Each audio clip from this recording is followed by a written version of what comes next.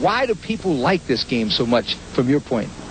The things we hear, the buzzwords we hear are this. It's entertaining, it's fast-paced, it's fun, and it's different than the National Football League. We're not coming out and trying to compete with the NFL. We're not trying to come out and clone the National Football League or be an imitation of the NFL. We're our own game. We're apples and oranges to the outdoor game, and that's exactly what we want to be, and that's what we want the public to perceive it as, because it is a different game. It's still football. The chemistry's there. They're still down there knocking each other around, throwing the ball, catching it, having a lot of fun playing football, but it's a different game, and that's the way arena football was meant to be. Arena ball is fun, it's entertaining, and it's not a clone to the National Football League. Welcome to Good Seats Still Available, a curious little podcast devoted to exploring what used to be in professional sports. Here's your host, Tim Hanlon. Hello, everybody. How are you? Happy New Year. Welcome to 2018, Good Seats Still Available style. Yes, it's that curious little podcast that is devoted to what used to be in professional sports. We are back for another fun-filled year, hopefully a full year this time, of excitement. My name is Tim Hanlon. I appreciate you finding us in your little podcast search for stuff that hopefully might be interesting for you.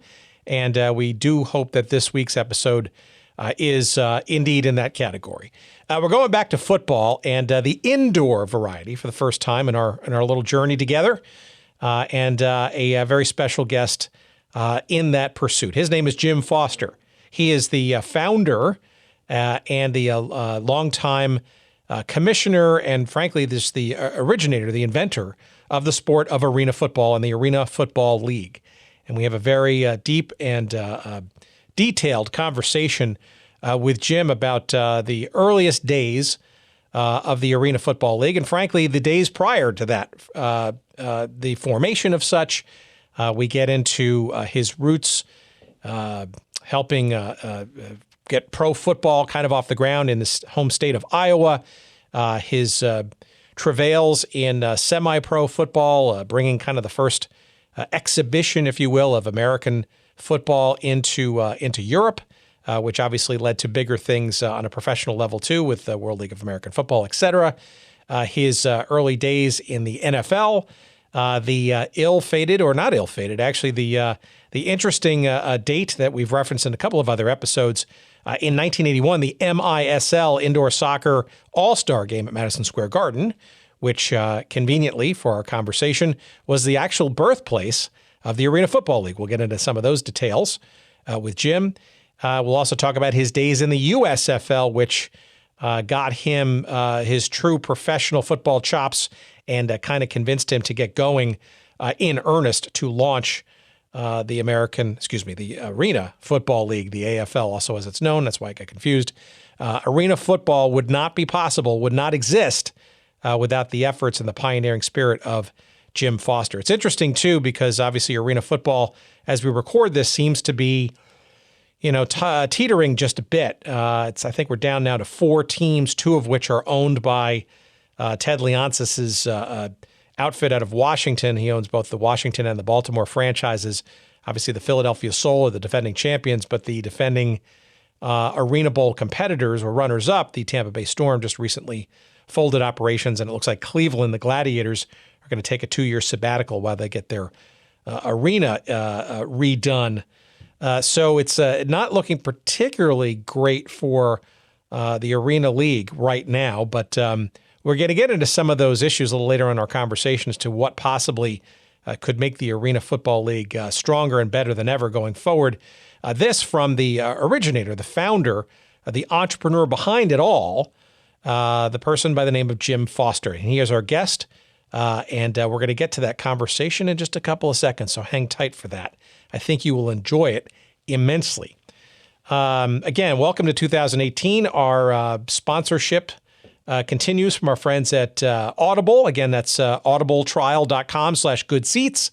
If you go there, you will get a free 30-day trial of the service, and you also get a free audiobook download from the over 180,000 titles to choose from in audiobook land from our friends at Audible. And again, that's audibletrial.com/goodseats for your free 30-day trial and free audiobook download. Give them a try.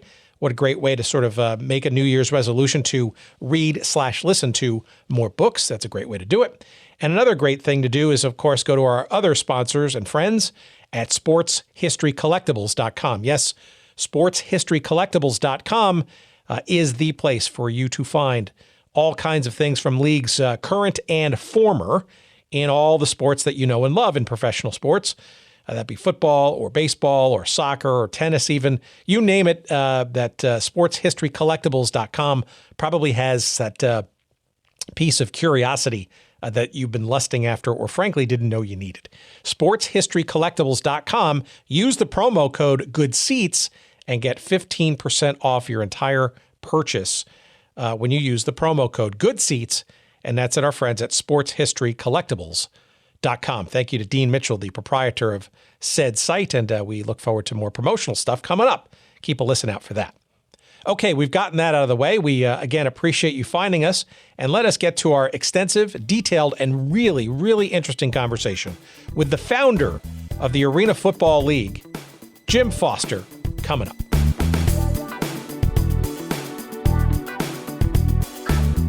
So you're an Iowa guy, right? And coming out of college, or maybe even during college, you were hit by the football bug, I guess.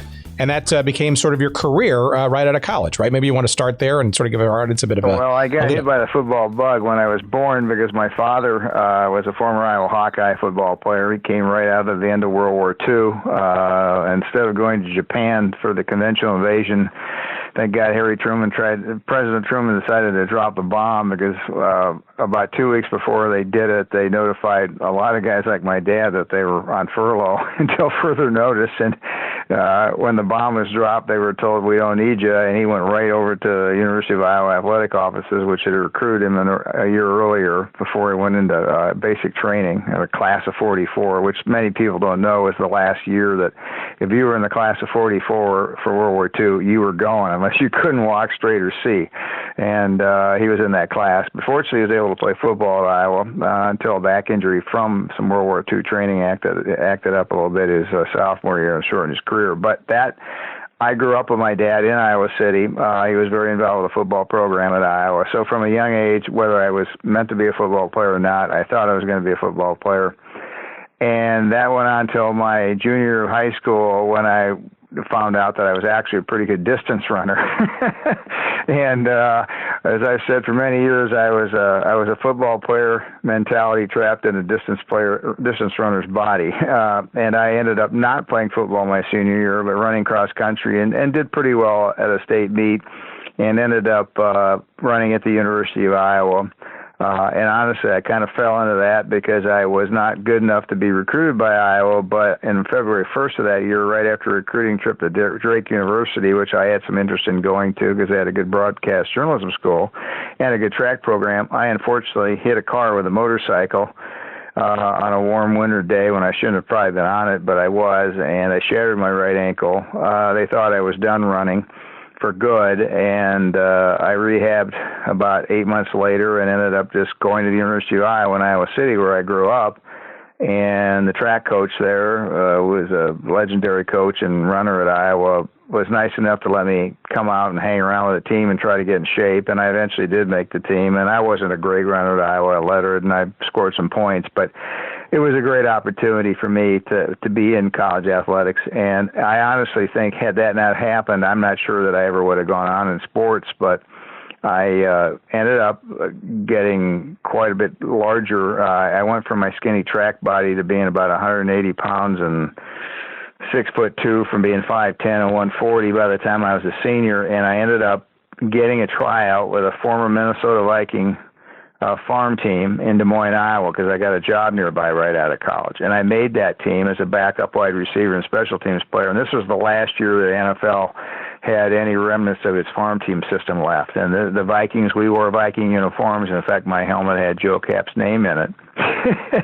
And that's how I got started in football. And it went from there. What was the name of that league, and then how did that get you to the team that you ultimately, or the league you ultimately helped get to Europe as an exhibition? That was the Midwest Pro Football League, and it was actually at one time tied into the Continental Football League. A lot of people don't know this either, but back in the late 50s and the early 60s, really till the late 60s, there was some pretty successful minor league football in this country, and there was a book written called The Forgettables about the Pottstown Firebirds that Bobby Tucker played for. Not Bobby Tucker. I'm going to forget the guy's name. He was a really good quarterback that had a few ins and outs in the NFL. Bobby Tucker did play for the Lowell, Massachusetts Giants and went on to be a Hall of Fame player in the NFL. Otis Sistrunk was another one. In fact, I was enshrined in the Minor League Pro Football Hall of Fame in the class of '82 with Otis Sistrunk, if you remember that name. Sure. From the University of Mars, he used to say, because he didn't play college football and was with the Oakland Raiders and was a great player. Bobby Tucker, who was primarily with the New York Giants, and the quarterback, whose name I can't think of right now, who played for the Pottstown Firebirds and was, I think, an All-American at Maryland, but he was about 5'10", and that was his problem. But he was a prolific thrower. Before television really took off with the NFL in college football, there was a niche for minor league pro football, and they played in places like Lowell, Massachusetts, and Bridgeport, Connecticut, because I actually played several games out east for the Bridgeport Buccaneers, which had been the Bridgeport Jets when they had farm team alignments. And that was some years after I came out of Iowa, and I ended up working in the Des Moines area, and they had a team called the Des Moines Vikings, and they played at where the Iowa Cubs, the AAA baseball team, plays, and it was a baseball stadium.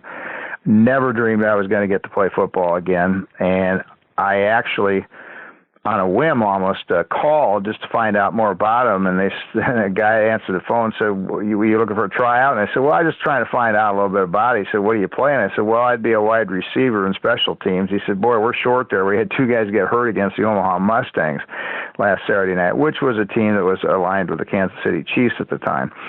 So I got a tryout. I made the team, and I was absolutely elated, and I played a week later in a game in Sac Taylor Stadium, and I caught a pass for a first down late in the second quarter, and I got drilled. In fact, I got hit so hard my helmet was on sideways. And I got up, and I was in front of our bench and the coach, and he looked at me and said, son, welcome to pro football. I'll never forget that. And I loved every minute of it. I scored a few touchdowns here and there. I wasn't a great player, but God, it was a great opportunity, and it set me up for things to come, which was the fact that a year at the end of that season, there were no more farm teams in the NFL. It was done. There had been player stashings, and they were losing money on them. And in fact, several years later, I got an interview with the Minnesota Vikings for a potential marketing job. And Max Winter, primary owner, came in to visit with me because he saw on the resume that I had been with the Des Moines Vikings, and he had some stories to tell. And he said they really wanted to get out of it, the whole NFL, because it was just becoming an expensive drain, and they didn't feel like it was efficient in developing talent the way they wanted to. It had been at one point, but there was just too many problems. So they decided to just get rid of it, and they didn't do anything until they came along with World League of American Football, in the 1990s. So what happened was there was no place for a lot of guys to play.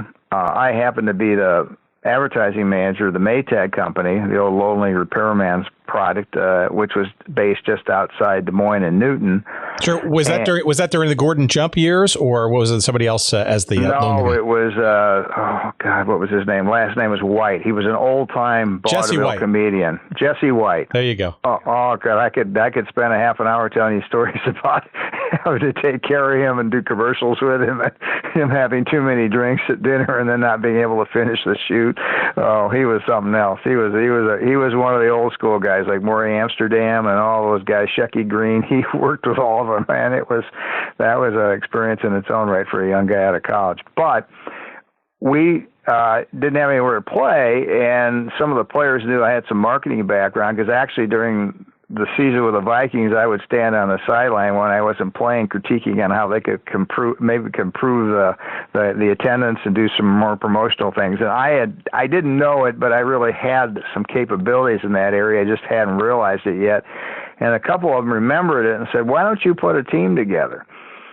And I was naive enough and young enough and enough piss and vinegar to say, okay, let's see what we can do. So I went out and tried to put a team together, and that would be on its own, and there was still a league around. It was kind of in remnants because a lot of the teams weren't playing anymore, but I was trying to do something in Des Moines, and I didn't have a lot of connections there. I never really lived there or anything, and I wasn't getting anywhere. And I happened to have lunch one day with a fellow in Newton, Iowa, which is just outside of Des Moines, 20,000 people at the time. All the Maytag facilities were there, and this I'm introduced to a fellow that owns a couple drugstores in town who had played college football. I didn't know at that point.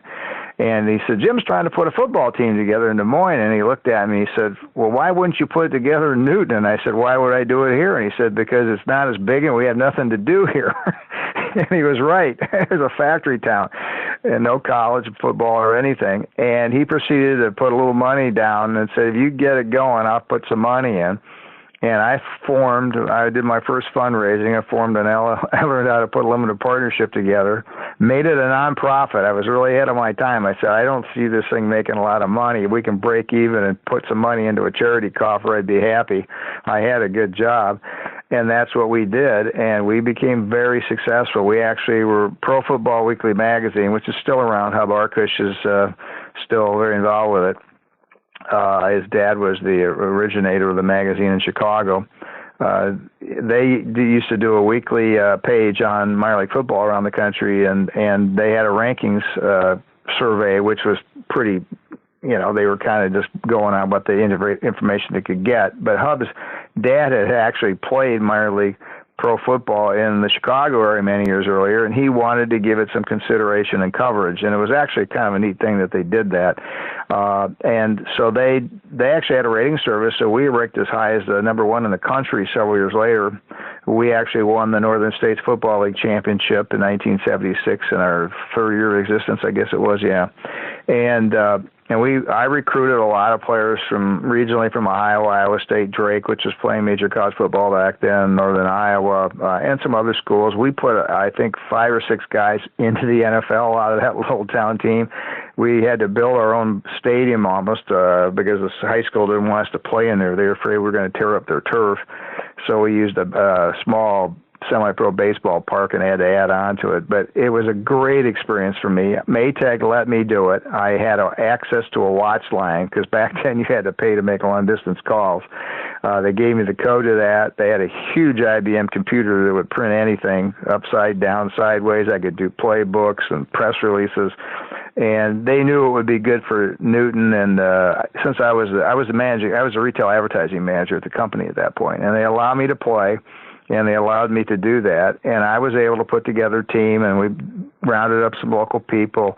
One of our best players, who was a small college All-American at Central College in Pella when they were really good, was in the banking business, was a great financials guy. He was my CFO, and we had people that came together, and it was kind of a mini Green Bay Packers. In fact, we were called sometimes the semi-pro or minor league Green Bay Packers, and we were filling up our little stadium, and we had it going, and we called it a rock'em sock'em football on Saturday nights.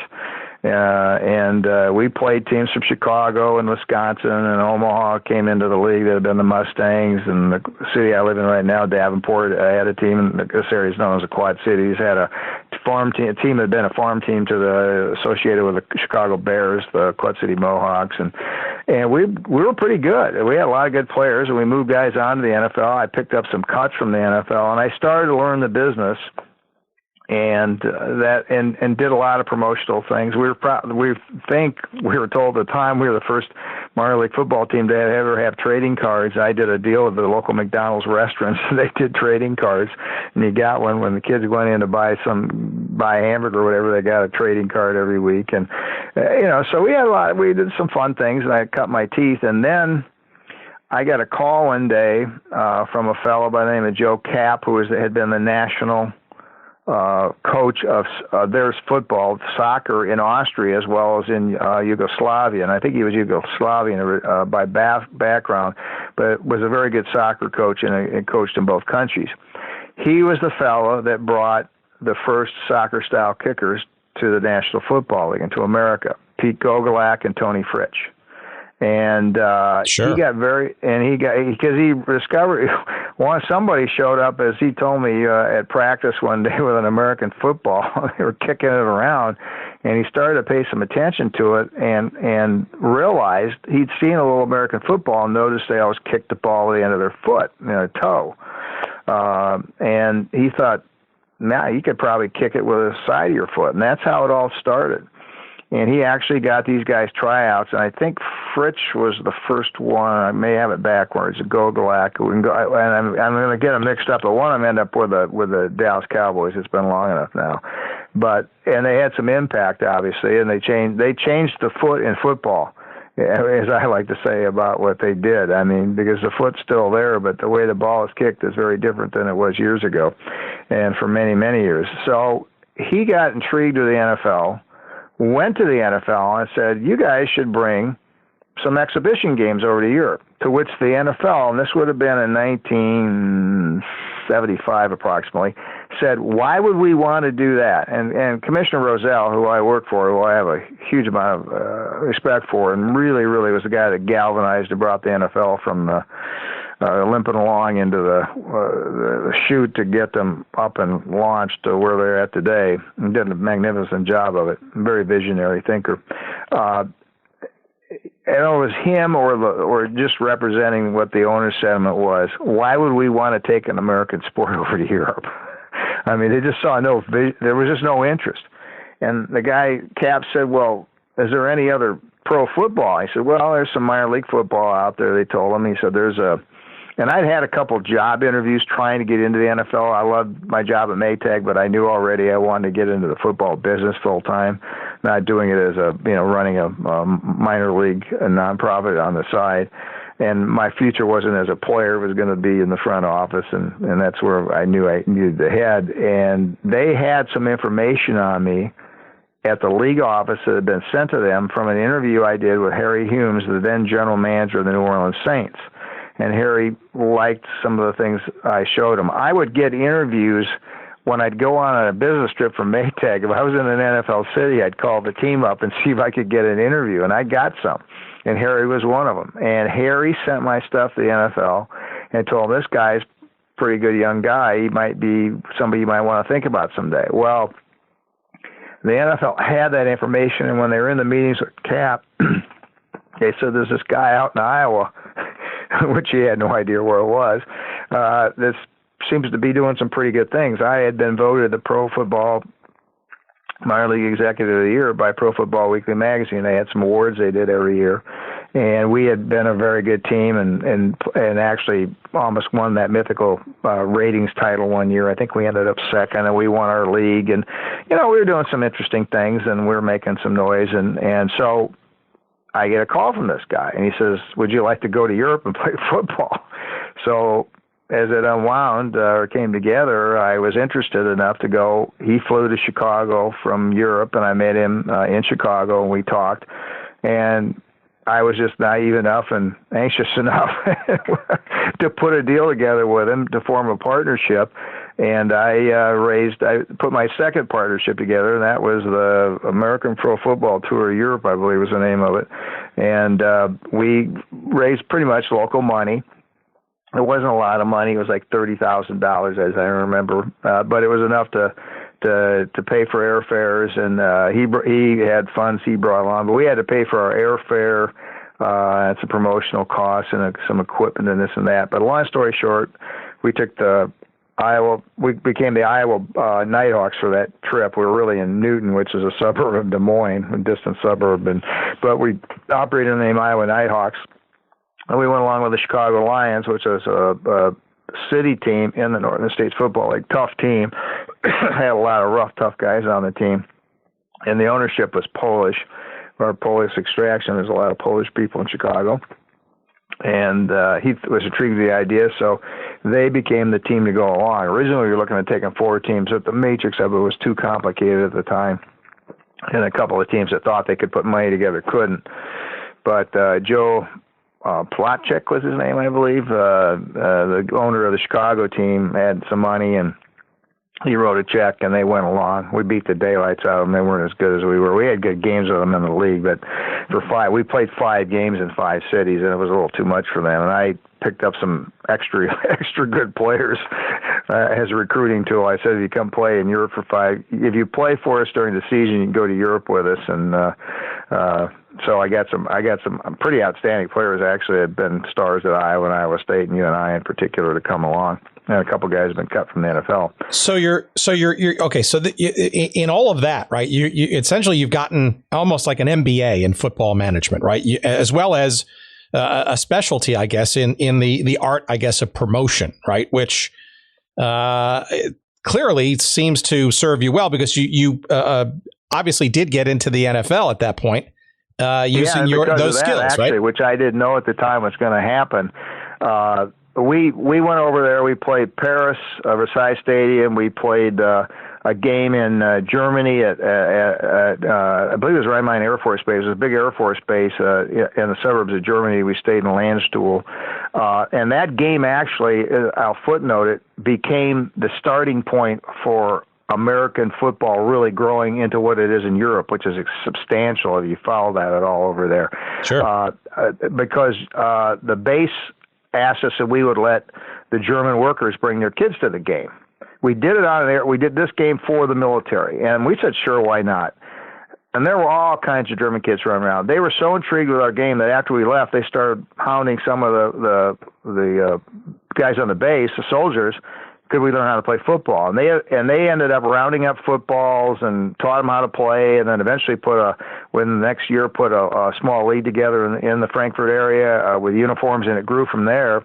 And Germany right now in Europe is the dominant league in American football over there, in the American Pro Football League of Europe. And they have some of the best teams. Not to say some of the other countries don't have good teams, but across the board, Germany's very, very, very good. And the game fits the German mentality, fits the German physique quite well. It's a good sport for Germany. But we then also went on and played in Vienna. We played in Graz, which is a large city in Austria, and we also played in Lille, France, which is up in the northern northern part of France, near Belgium, and we had 22,000 paid there. It was a huge crowd, and that was a really exciting game. But the last game was in Vienna, and it was supposed to be in a stadium. It was supposed to have been done 2 months earlier and to have been open for a month and a half. It hadn't opened yet. We were the first event. The trolley car line got completed a week before the game, and for most people in Vienna, they went by, ground transit. They didn't drive, and nobody knew the trolley was running. They didn't know the stadium was done. It was a disaster, and we had a very small crowd. And the promoter that I worked with, Joe Kapp, and another guy was involved with them, realized they were going to lose money. We didn't know they were going to lose money, and I wasn't given a heads up completely. We had a really good crowd in Graz, and we get to Vienna, and they're gone. They took the money from the Graz game and took off, and it was a mess. We got home all right. We had a charter flight paid for, and we got through it. We played the game, and we had no idea why they weren't there, and found out afterwards that not Joe, but the other fellow that was his side of the financial picture got nervous and actually took off with the proceeds from some of the previous games, and Joe went after him to try to catch him. But that was the first American pro football ever played in Europe, and that led to we weren't totally responsible for it, but that game in Germany, I now know for fact, led to the start of the Europe football. And my son right now is playing over there. Played for a Polish team last year. He played for the Iowa Hawkeyes. Graduated a few years ago, backup linebacker, outside linebacker. Played behind Chris Kirksey and Anthony Hitchens, who are both multi-year starters in the NFL. Done very well. All Big Ten linebackers at Iowa, and so I've become very conversant now with what's going on in Europe. And he's actually run into people that remember the Nighthawks coming to Germany and playing, and also know about me from bringing arena football to Europe. We played 28 games over there, I think, altogether over the years. It's been some years because the commissioner that ran the Arena League for quite a while didn't really have any interest in it. He had kind of the same mentality the NFL owners did years ago about going to Europe. But so what happened was I got back. I didn't make any money on the deal. I survived, and there was some money I owed some local part of my. I take it back. I got back from that, and I went back to work for Maytag, and they were fine with that, and everything worked out. We kept the Nighthawks going, but 2 years later, I was approached by a team in the Quad Cities where I'm at now, ironically, the Mohawks, so we used to just beat the daylights out of regularly, and they wanted to improve their team. They found out I really liked the Mississippi River and liked boating on it, and I'm looking out my office window at the river right now. And their coach had been with the Bears and the Saints. He was from here, but he was a really good guy. He was in management with the John Deere Company, which is based here in the Quad Cities, the tractor and implement company, huge company. And he was able to work a deal out for me to come down here. I left Maytag, which my parents thought I was nuts, but I wanted to get into football, and I had an opportunity to basically get into it full time down here and reorganize this team, put it together the right way. They drew very small crowds. They were not very successful. They were at losing records. And a year later, we played for the league championship in the Northern States Football League, and we broke all kinds of attendance records, and I had half a dozen good players that have been in the NFL or late cuts that we're able to get in at key positions. And we became a very, very successful team down here. And the fellow that had been running the team but wasn't doing a very good job with it was very intrigued with the fact that we went to Europe, and he wanted to go. And he was willing to put some money up to get it done. So he partnered with me, and I reached out and found a promotion company based in the States and Europe that I knew I was going to need, because when I did it the first time, Joe Cap and the guy he had involved knew their way around over there, particularly Cap, because of being all his connections to soccer.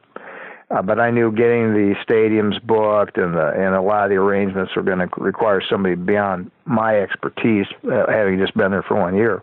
So we got it put together, and we went over. And this time we focused on playing Belgium and Holland primarily. And we had some success with it, but it wasn't as successful as it should have been. And there were some things that the promotion company just didn't understand about American football and the positioning of it. We got into some conflicts with playing up against some major soccer tournaments, and we were vying for time with the soccer, and that was a mistake, and I learned from it. Football over there is still a niche sport and will be forever, but it's growing quite a bit. But suffice to say, we lost some money on it. I got back. At that point, I had done this full time, was out of work, and I fell back on some very basic skills, some construction work I'd done when I was younger. I was helping build garages for a little while. I was unloading trucks, and I was like, what's going to happen now? I bought a house. I was married now, and it was a little dicey. It was scary, in fact. And I got a phone call one day from the NFL, and I thought it was a joke. And they called me to say, we would be interested in interviewing you here in New York. And they had this material on me. And what had happened was that I had a former coach from my Nighthawk team that moved back to his hometown of Shreveport, Louisiana. And he was a pretty good coach. I mean, we won a league championship with him, and he helped put that team together from a football standpoint. I didn't do it all by myself. And he had taken a job as a head coach of the Shreveport Steamer, which had been in the old World Football League. Sure. And some of the old World Football League cities stayed together, and they formed the American Football Association. Birmingham was in it. I'm trying to remember now. Jacksonville. I think Memphis was in it.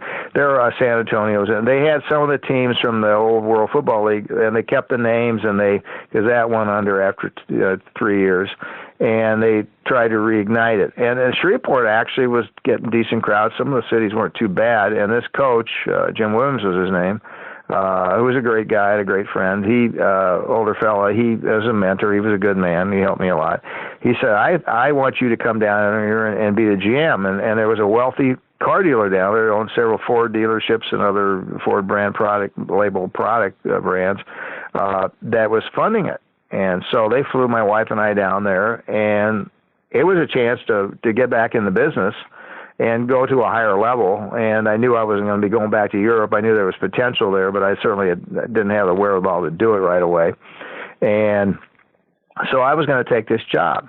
Now, I think I mentioned to you that I had interviewed with Harry Humes just as a courtesy before I went, several years earlier than that. So I called Harry Humes to say, guess what, Harry? I'm coming down to Louisiana to be in pro football. And he said, how are you going to do that? I said, well, I'm going to run the Shreveport Steamer. Well, that particular year, the Saints were terrible. They weren't doing very well. Their attendance was bad. And Harry said, why are you going to do that? And I said, because I want to get into pro football full time. He said, well, wouldn't you rather be in the NFL? I said, well, of course, but nobody's calling me. He said, let me make a phone call to New York to the NFL. I think they might have an opening for somebody like you. And sure enough, I get a call back from Harry that you're going to get a call from the NFL in the morning. And it happened. And it was Bob Carey, the president of NFL Properties, which is the marketing wing of the league. And they talked to me for 4 hours on the phone. And he said, I'm going to call you back in a couple hours. He called me back that afternoon and said, if we get a ticket wired to the Quad City Airport, could you fly to New York tomorrow? I said, sure. And he said, we'd like to talk to you some more. The next morning, I got on a flight at 6 in the morning through Chicago on United to New York. I got to LaGuardia Airport, which I'd been in and out of with, we did a press conference, in fact, at the Waldorf Astoria to announce the tour to Europe. And in fact, as a sidebar to that, I walked up the street a few blocks to 410 Park Avenue and walked in the lobby of the NFL offices. There was on the 14th and 15th floor, but I walked in just to say that I'd been to the Holy Grail. I'd been to the door, in my mind, been to the gates to heaven, for football heaven. And then, because I had a few hours before we had to do this press conference. So here I am. I've been in New York. I've been in and out there. I get to LaGuardia. I come down, and there's a guy standing there, a chauffeur holding a sign up with the NFL shield that says Jim Foster. And on my way into the city, I'm thinking, God, would it be terrible if I asked him to have that sign if I could have it? Because I don't think I really thought I was going to get the job completely. It happened so fast, but I didn't ask him. I got there, and an even better story, I walk into that same lobby where I'd walked in several years earlier, and I'm standing there waiting for the elevator to go to the 14th floor, and in walks the commissioner. And Pete Rozell's a tall guy. He was like 6'5", and I'm 6'2", and I walk in the elevator. He comes in behind me. The door's about to close, and I push 14, and he says to me, "Oh, you're going to the 14th floor. What are you doing up there?" And I said, "I got an interview." He goes, "You must be that guy from Iowa, young guy from Iowa." And I'm like, he knows who I am. Wow, it's almost like you were made before you even got into the office. Oh my God! The theme song for the NFL they used to play on TV back then was da da da da da da da da da da da da da da da da, and that was going through my head as I'm going up to the 14th floor, standing next to the Christian Arena Football League, going, I can't believe this happening. I literally was going up to meet St. Peter, but he was on the elevator with me. That's one of the halcyon moments of my entire life, and I was like, oh my God, I can't believe this is happening. They had me there for 8 hours. They grilled me. They ran everybody by me. They ran them by me again. They couldn't believe I was from Iowa. I took so much grief. Is it Idaho? Is it Ohio? Everybody basically in management at the NFL and NFL Marketing Properties is the actual name. And it still exists. It's very successful, hugely successful. Was an Ivy League graduate. And I'm from the University of Iowa with a degree in broadcast journalism and marketing advertising. And they were all nice to me. I mean, it was a great experience. I couldn't believe it. It was like a whirlwind, like I got shot out of a cannon. And before I know it, 8 hours later, I'm in a limo back to LaGuardia to fly back to Iowa. And they said they'd get a hold of me. And I thought, okay. The next morning at about 8:30, my wife had just left for work.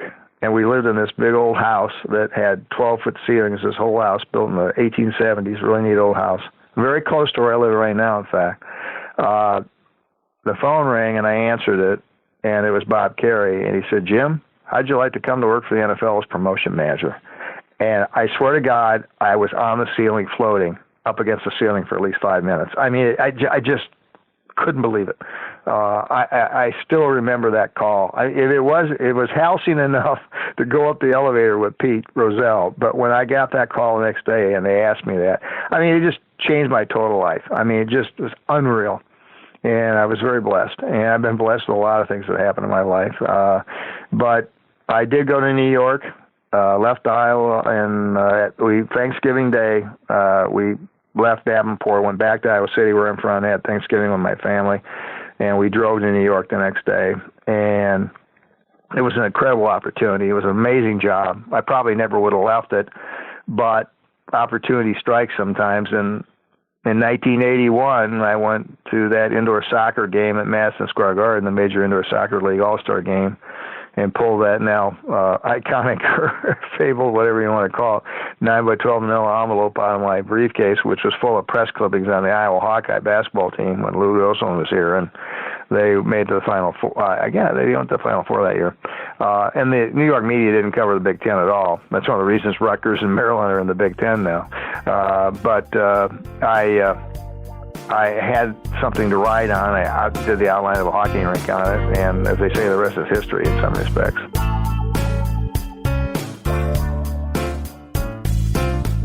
Okay, friends, sorry for the interruption. Just wanted to quickly remind you that today's episode of Good Seats Still Available is brought to you by our friends at Audible, the premier provider of digital audiobooks with over 180,000 titles to choose from in just about every genre you could think of.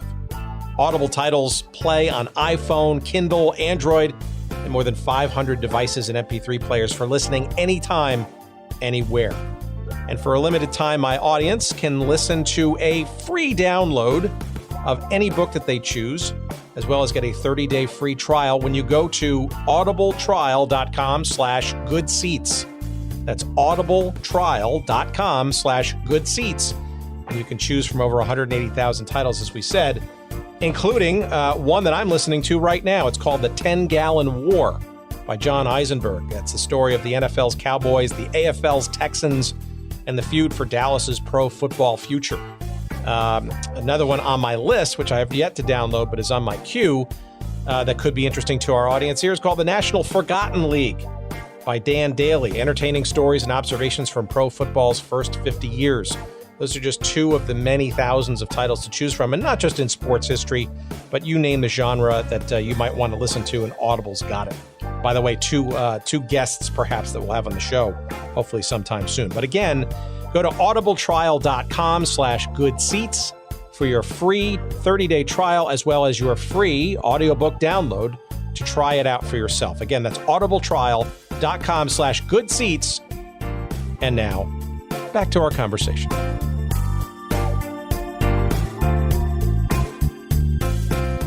So what were the events that got you to the February 11th, 1981 MISL All-Star Game at Madison Square Garden, which a game, just for our listeners, everybody should know, that I was at. So I was in the building. You were there? I was there with, 13,000 other people. So yeah, I've talked to you. I thought you're probably the second person I talked to that was actually there. There you go. Well, I grew up in the New York, New Jersey area. I was a New Jersey Rockets season ticket holder, one of the seven of those, and whatever. But that's not important right now. What is important is why were you there?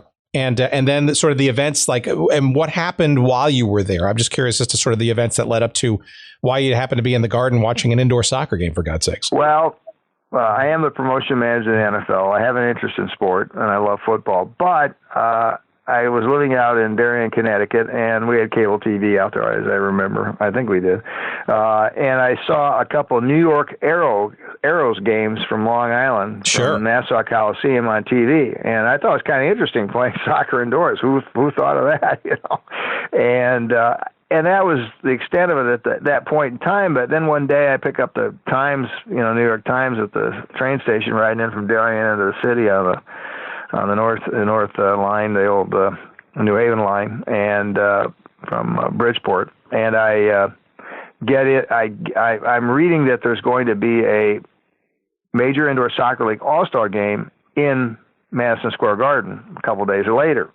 And there was a guy I worked with there named Mark Fagan, who was a great guy, a young guy like me, and he was in charge of most of what we call printed products, which was all the printed things that the NFL did, books and things of that nature. And I said to him, "Hey, you want to go?" And he likes sports. We talk sports a lot. I said, "Do you want to go down and see these guys play soccer indoors?" Because I wasn't going to get over to Nassau Coliseum. It was a hall over there, and but I was going to be in the city that day. I'm working there. It wouldn't be that big a deal to go down, see it, and catch a train home. And he lived he took the PATH train over from Jersey, and so he said, "Yeah, let's do it." So after work, we went down and took a cab down and ate it.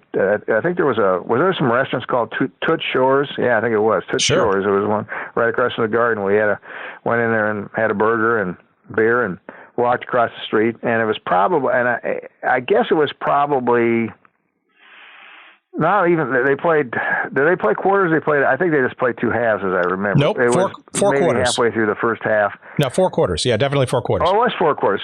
So I was trying to remember. It's been so long. Yeah, it was early. It was partway through the second quarter then, and we were sitting up 2/3 of the way up, and I literally turned to him and said, Mark, if you could play soccer indoors, I'll bet you could play football indoors. And he said, how would you do it if you were going to do it? And I pulled that envelope out of my briefcase and drew the outline of a hockey rink on it and started going through this mental, visual, creative exercise of how you do it. And the way it unfolded was that I go back to my father. My dad played at Iowa when they played single platoon football. After the war, it was still the way the game is played. And in fact, some of my best and fondest memories of football, other than what I've been involved with myself, was I was fortunate enough to grow up in Iowa City at a time when a guy named Forrest Evashevsky came to Iowa and took a team that was pretty morbid and turned it into one of the best teams in the country. And they won the Rose Bowls going away. They were Big Ten champions. They won a mythical national championship, a split pole with a 59 team. I mean, to be a little kid in Iowa City, and when that was going on, was just incredible. And my dad was involved with the program back when you could be as a business person, and he also played in 3 alumni games. So I got to see my dad play against some of the best college players in the country that were going to the NFL. And that was a thrill. That's when I knew I wanted to be a football player, because I got to see my dad play in the spring games. It was an alumni format back when they used to do that. But the alums actually beat Iowa in the last game because they had so many guys coming back from the NFL. And so they ended the series. They decided that wasn't a good thing. But at any rate, I had that experience of them still playing single platoon and right up until the late 50s. And when I was a little kid, when I played youth football, if you were an end, you were an end. If you were a guard, you were a guard. If you were a back, you were a back. And a quarterback played both ways. And I was always a pass catcher or a defensive guy, playing back there trying to tackle people, but playing both ways. So it just made sense as I'm looking at this field and thinking, how would you do it when he said that? I immediately said, well, you'd probably got to go back to single platoon football, because you're not going to have 60, 70,000 seats. You maybe got 16, 17,000. And, you got to cut your costs. So right away, I'm going into my I ran football teams mentality, and I start noodling down single platoon. And then he said, well, how many guys do you think you'd put out there? And I said, I don't think you're going to get 11 out there. I said, I'm thinking maybe 7, 8, maybe 9. You're going to have to reduce the size of the teams on the field. There's not enough room. And I guessed that night, I said, I'll bet the field's going to be about half as long as an outdoor field. And I was darn near accurate. I mean, it's a 50-yard field instead of 100 yards, and the end zones are 8 yards instead of 10 yards. And that fits in a standard NHL hockey rink, and it's 85 feet wide. You literally can take 4 indoor football fields, arena football fields, and put them inside an outdoor field. And actually, I had some conversation with the Meadowlands that didn't get very far. We just couldn't pull logistics together. It was one of the sites we considered to take our preseason in 1988, and we had 8 teams. I think that's right. Maybe it was 90, and to play 4 games at the same time, divide up the stadium into 4 quadrants, have 4 fields set up, and literally have Team A play Team B the first quarter, and then just keep rotating around. So all 8 teams ended up on 4 fields playing 4 quarters, but against 4 different teams. Well, that would have been interesting. That would have been really interesting. That would have been like a round robin tournament, like all at once. That's what it was. Yeah, wow, that's interesting. And I wanted to do it, but we were young. We were just trying to get the thing going, and it was just too much, too early, and we never got a chance to revisit it. But so you literally, and I realized pretty quickly on, even that night, I said, you know what? I'll bet the best seats in the NFL or a major college stadium like Iowa, where I'm familiar with, in the Big Ten, are going to be farther away than the worst seat in a lot of these arenas. And I was pretty much right about that, because you put the footprint of a football field, a standard outdoor football field, a major stadium, on top of an arena, you'd be surprised how few seats are not covered up. So I had an interesting idea, and then when we were toying with it, and I said, well, probably 8 or 9 guys, and then the lightning struck. He said, I said, I don't think you can punt because you're going to hit these gondola scoreboards, which were becoming popular at the time. And I said, the arc of a punt it's a very high arc. I said, if you kick the ball, it doesn't arc as high, and you can drive a football when you kick it easier than you can with a punt. Although that's one of the reasons sometimes you see these rugby-style punters right now, because they don't arc the ball as much because they drive it off the side of their foot. But at any rate, I put down on 4th down, you don't punt, you try a field goal. Because I thought the worst thing in the world would be to be going for it on 4th down. You do that in flag football outdoors. I said, if this, and I had no idea this was ever going to become a functioning sport, but I'm thinking in terms of if you're really going to do it. So I wrote that down, and then the lightning in the bottle hit. And that was, I realized that on a smaller field, if you're kicking, a lot of balls are going to be going up in the end zone. See, and the NFL had while I think was there, or just before I got to the NFL, I went there in late 79, started hoisting up the slack nets in the end zones to catch the balls that were going through. Because up to that point in time, as the stories were related to me, I used to send some ball boy up there with a coupon for the local pizza joint to get the ball back. And it got to the point that the guy said, no, I don't want the pizza, I want the ball, get out of here. So they were trying to figure out how to get the balls back, and which leads to an interesting story when I actually formed the league, which I'll come back to if you want to hear it. But so I said, no, you know what? Why don't we put a net up behind the goalpost? And then I thought, wait a minute, I can't have a full-size goalpost. And I sketched on that envelope, which is they now have it in the Hall of Fame in Canton, Ohio, I sketched the skinny goalpost with a high crossbar. And that actually came from Forrest Avishevsky, because when I was a kid, my dad would take me over to practice sometimes, because he was pretty involved with the program. He'd been a GA coach when he got done at Iowa for a while, too, after he got hurt. So I would go over to practice with him. I was just a little snot-nosed kid, and I'd be running around, and this goalpost looked like, it was crazy, because I'd been on the high school football field, it was near our house, and it looked so much different. It was like it went up forever, and it had this little bitty crossbar, and I sketch in this crossbar, this goalpost, and I said, this is Evie's goalpost, to which Mark Fagan said, who's Evie? So I had to tell him the story. So I sketched that in, and then I thought about the fact, hey, could you put nets up to rebound the ball? And that's what I did. I sketched them in. I said, Mark, we'll put a big net, a big world's largest pitchback net on either side of the goalpost. We'll have it hanging off the ground because you have rafters, and so I sketched it that way.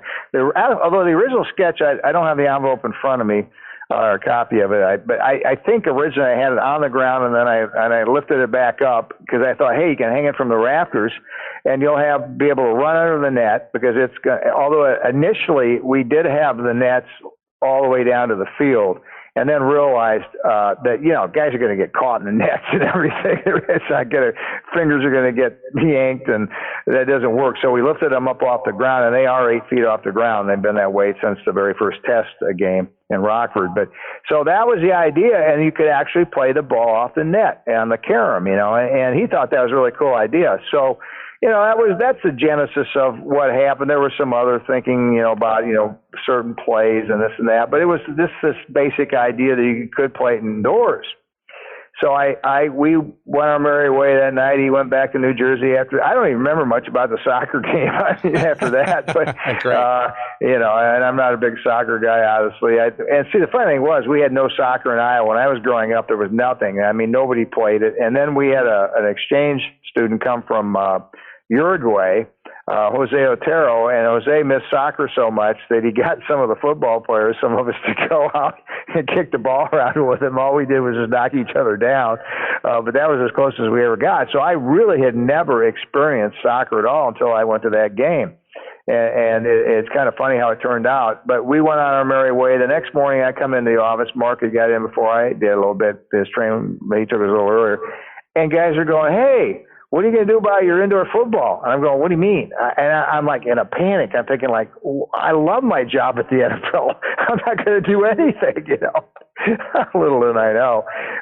And he had told some guys in the office about, and they wanted to see the drawing. So the envelope is still in my briefcase. I got home at midnight, went to bed, got up, came back in the morning. I hadn't even told my wife about it. I thought she could care less, probably.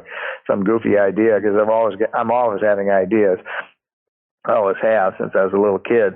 But suffice to say that, so guys are kicking it around like, well, that's cool. This isn't, you know, somebody said, oh, you got to have a penalty box like hockey. I thought that was stupid at the time. Still, I think we didn't do that.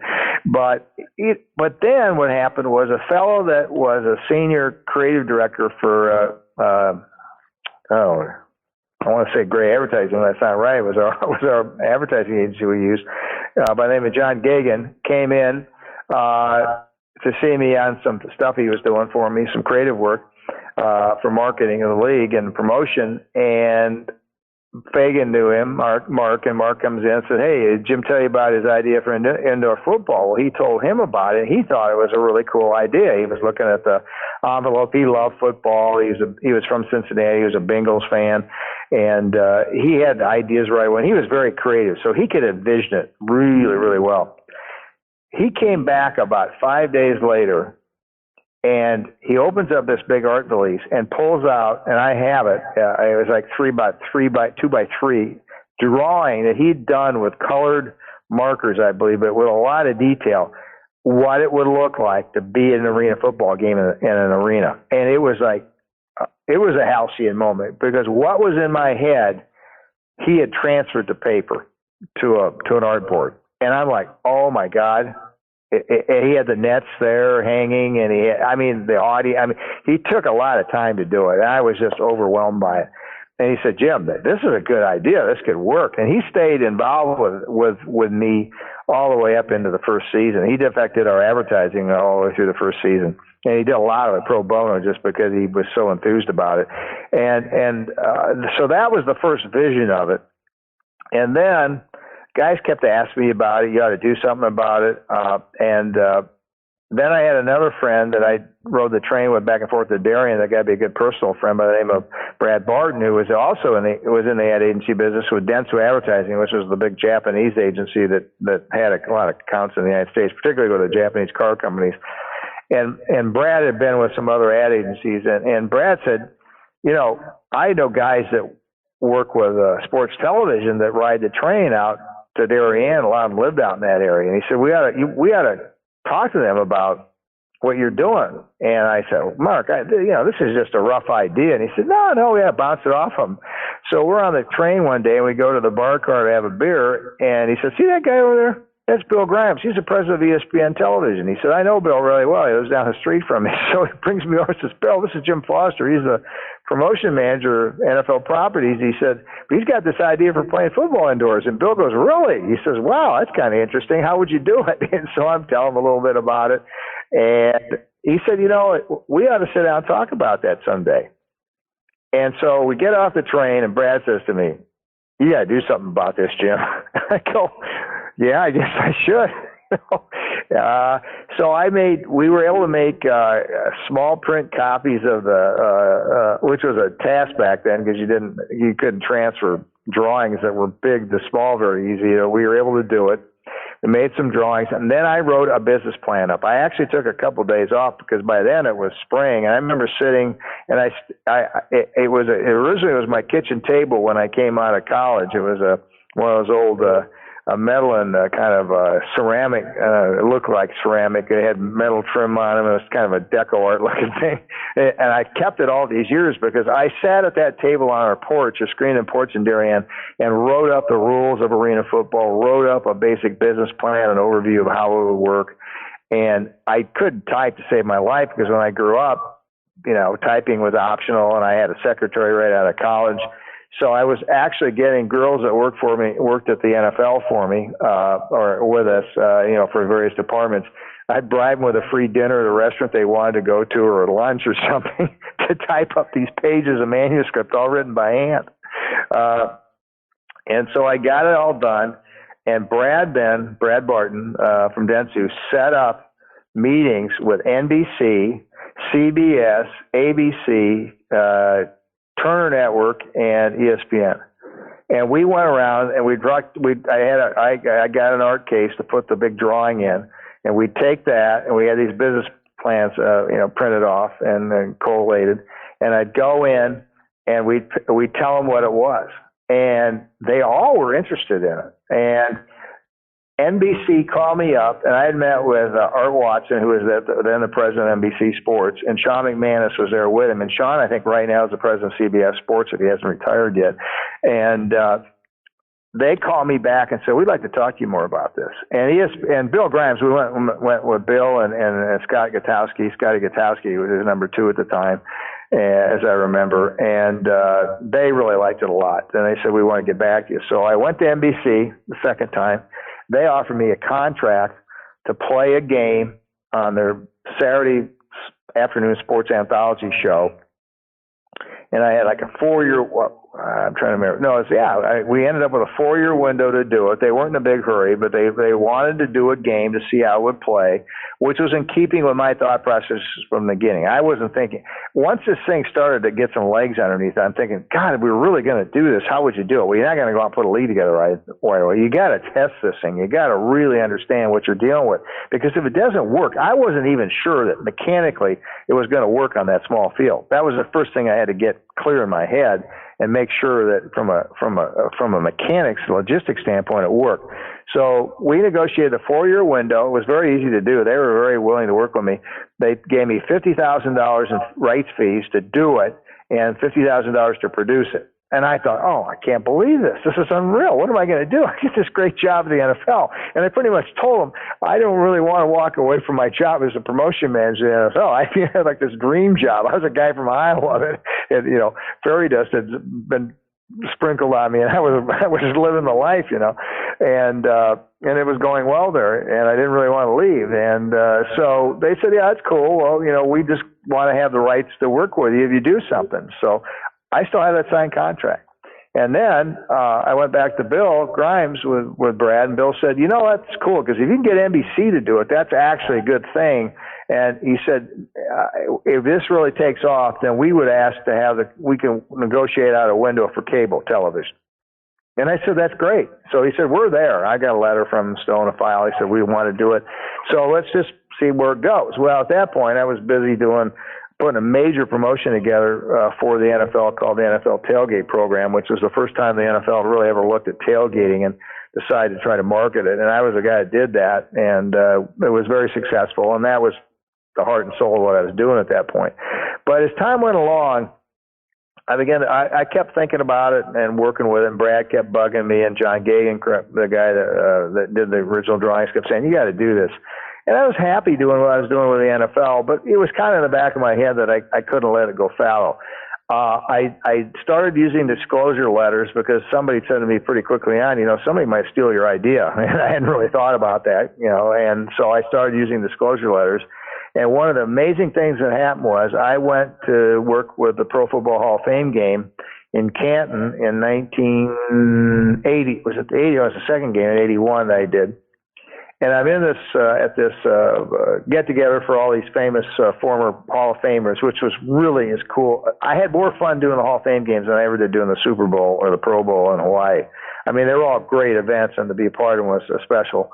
But to go to the Hall of Fame game and to end up talking to, Gale Sayers or Dick Night Train Lane, who I met, or some of those guys. I mean, it was just phenomenal. And actually learned some things from some of those guys. I asked questions about when they played single platoon and how it worked and, how they felt about it. And a lot of them to the man were like, God, that was the way the game should be played. We don't like all the specialization. When you were out there, this was mano a mano, I mean, you played both ways. You knew the game. You played offense and defense like you do in basketball, I mean, it was interesting. And so I'm at the bar getting a beer, and I get introduced to this guy. His name is Howard Balzer, and he was a sporting football editor for the Sporting News in St. Louis. And we struck up a conversation, and we end up going over and sitting down at a table, and Howard's talking to me, and we're just talking football and, NFL. And it was having a great time. We got to be very, very close friends. But what happened was he says to me at some point, he said, someday somebody's going to invent a new game that's going to just change everything in sports. And I'm looking at him like, does he know what I have? I don't even know the guy. So I said to him, that could happen. I said, would you excuse me while I go to the restroom? I run out to my rental car. In my briefcase, I've got a packet on arena football, which was just called indoor football at that point. I had to put a name on it.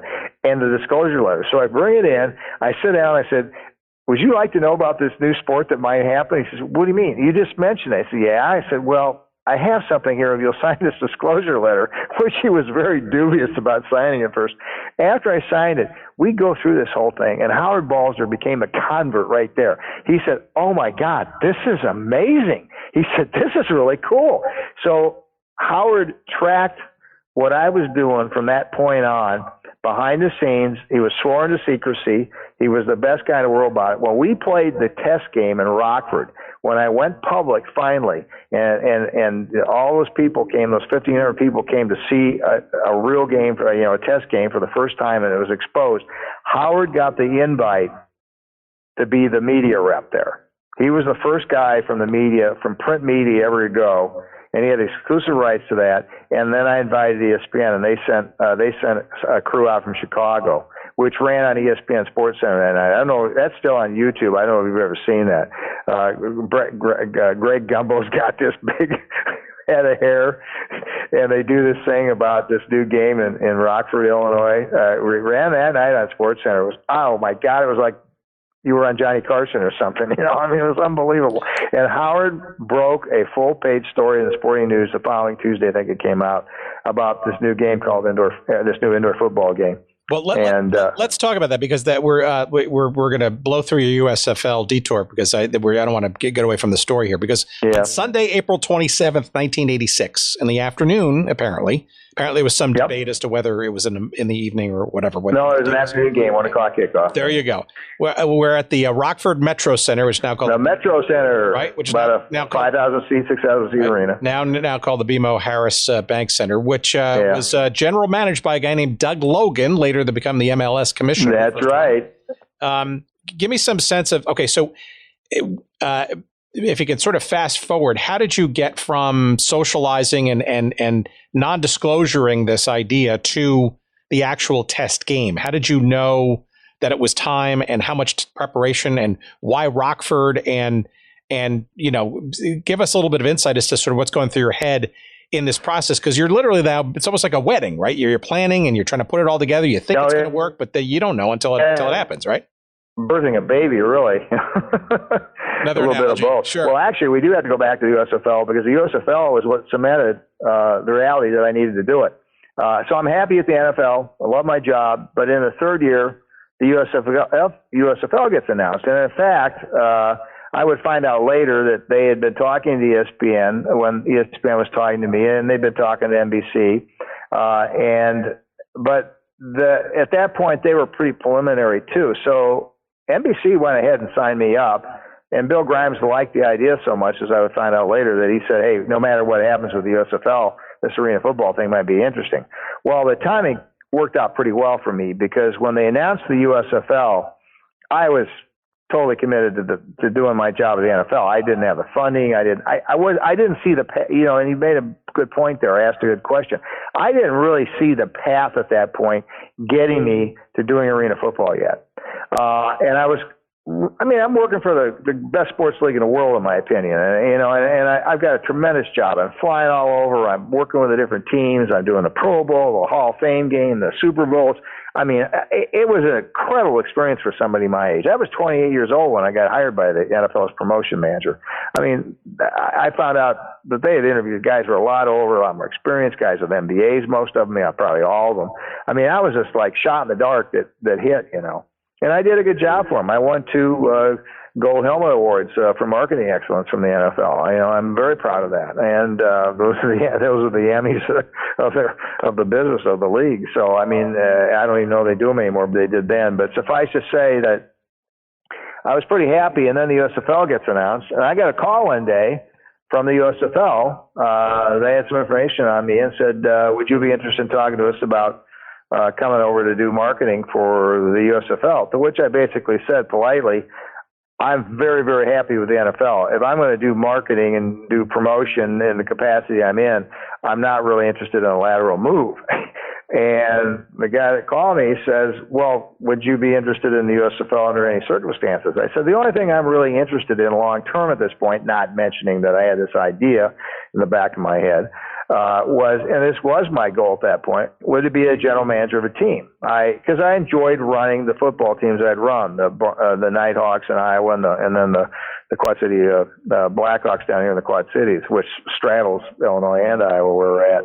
And I said, so I'm not, that's kind of my goal. And he said, well, we could talk to you about that. I said, really? He said, yes, we need to hire some good, bright young general managers, and you might be a prospect for that. So I actually ended up interviewing with the Birmingham Stallions. Love the owner down there, great guy. Market was not that attractive. Chicago, Blitz, although I never went for an interview because I didn't get to that point. Detroit talked to me. I wasn't real enthused about that because we'd done the Super Bowl in Detroit, which was a train wreck. We got through. Oh God, was that well? And then Arizona got in the mix. And I said to my wife Susan, who's from outside Chicago, we're from the Chicago area. I said, Susan, what do you think? And she said, well, I think you should go do the interview in Arizona first. The warm weather sounds great. She knew she'd been out there. I'd been there for business a couple of times. She said, go out there. So I went out and interviewed out there. It went extremely well. I was comfortable with the situation. They were a little behind the curve. They were not as organized, but I thought, hey, I can deal with that. I accepted the job there, and we moved to Phoenix. And I was executive vice president, or was I assistant general manager? I think maybe my title was assistant general manager. I was in charge of everything but football operations. And I did do a little bit with player personnel, but that's really, and I knew already that wasn't my cup of tea. That wasn't my strength. I had some abilities there. My strength was putting the deal together, marketing it, building it. And so I took that job. Guess who the general manager was for football operations? Harry Humes. From New Orleans. Small world. Yes. And he'd been working with George Young with the Giants, and it was kind of a last job for him. And yeah, it was a small world. It turned out to be a really interesting experience. The owner had no background with sports at all. He was a refugee, Jewish refugee that fled with his family from Austria, as I remember, right as World War II was breaking out. He was a bookworm. He was smarter than the Dickens, graduated from Stanford with honors, and went into the real estate development business and made a fortune developing a couple of the first self-contained suburbs in the Bay Area in San Francisco. And his CFO had played small college football, loved football, and when the guys that raised the money did the funding for the USFL, they went out and got the pertinent information and some of the key markets they were looking at as the guys that really had the money to do it. And he was one of them. And so they went to him, and his CFO talked him into doing the team. He never would have done it on his own, and he only stayed in for a year, which was probably smart because he sold it for a profit. And his name was Jim Joseph. He was a really nice guy, though, and he had some marketing sense, and we got along pretty well, which really frustrated the CFO because the CFO had visions of himself kind of coming in and quasi-running this team. I didn't know that at the time when I took the job. We didn't get along all that well because he was not a marketing guy. It was supposed to be all about the football on the field. You didn't need to market anything. The football was going to sell itself. And he became a fly in the ointment because he stalled the process of hiring a head coach because he was trying to get his fingers into this whole thing. And long story short, we ended up getting a guy that was a good coach but not a head coach. His name was Doug Shively. He'd been the linebackers coach with the Falcons and actually ended up going back there after his 1 year as the head coach of the Arizona Wranglers. But we did put together a very interesting marketing organization. We were one of the worst teams in the league, which I can thankfully at this point say I had nothing to do with because I didn't, and particularly because of this Tyler guy. But I had a pretty clean slate to put together a pretty aggressive marketing program. And we did some things that had never been done before. I was really concerned about getting a good crowd for the first game. I knew our football team was going to be a little suspect. By the time we got our coaching staff, I knew there were problems with player personnel, and we were behind the curve. The first game we played, I brought the Beach Boys in, which is a band I'd actually had a little familiarity with and had done a little bit with. They played Iowa's got one of the big state fairs in the country, and they played there a couple times. And my football team, the Nighthawks, they would hire us to come in and be bodyguards and security for these big concerts. And I'd actually ended up getting to know the Beach Boys because I was a wide receiver. I wasn't a big lineman. They put me behind the stage of their trailer where they dressed, and I got to know them. And so I booked them, and it came about because there was a guy out at the time trying to put post-game concerts together with the Beach Boys and some other acts of that nature at baseball games. And I thought to myself, why would you, but you had to sit around for half an hour to wait for them to get the stage all set up and everything. I thought, why would you do that? Why not do it pregame and have everything pre-organized? So I called the guy about it. He thought I was nuts. So I said, okay, I'll do it on my own. I didn't tell him that. I ended up putting together a pregame concert with the Beach Boys. We promoted the daylights out of it. We had, I think, 42,000 paid for that game. We had a pretty good crowd. And the Beach Boys were a big part of it. And that concept actually would carry over with me to some of the stuff I did in arena football.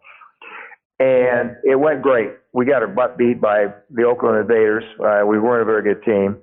And then the next game, I brought in a guy that I'd grown up listening to his music, and I'd met him once because he'd played in Phoenix, and I got a chance to meet him backstage. And that was Harry James, a great trumpet player and big band leader from the World War II era.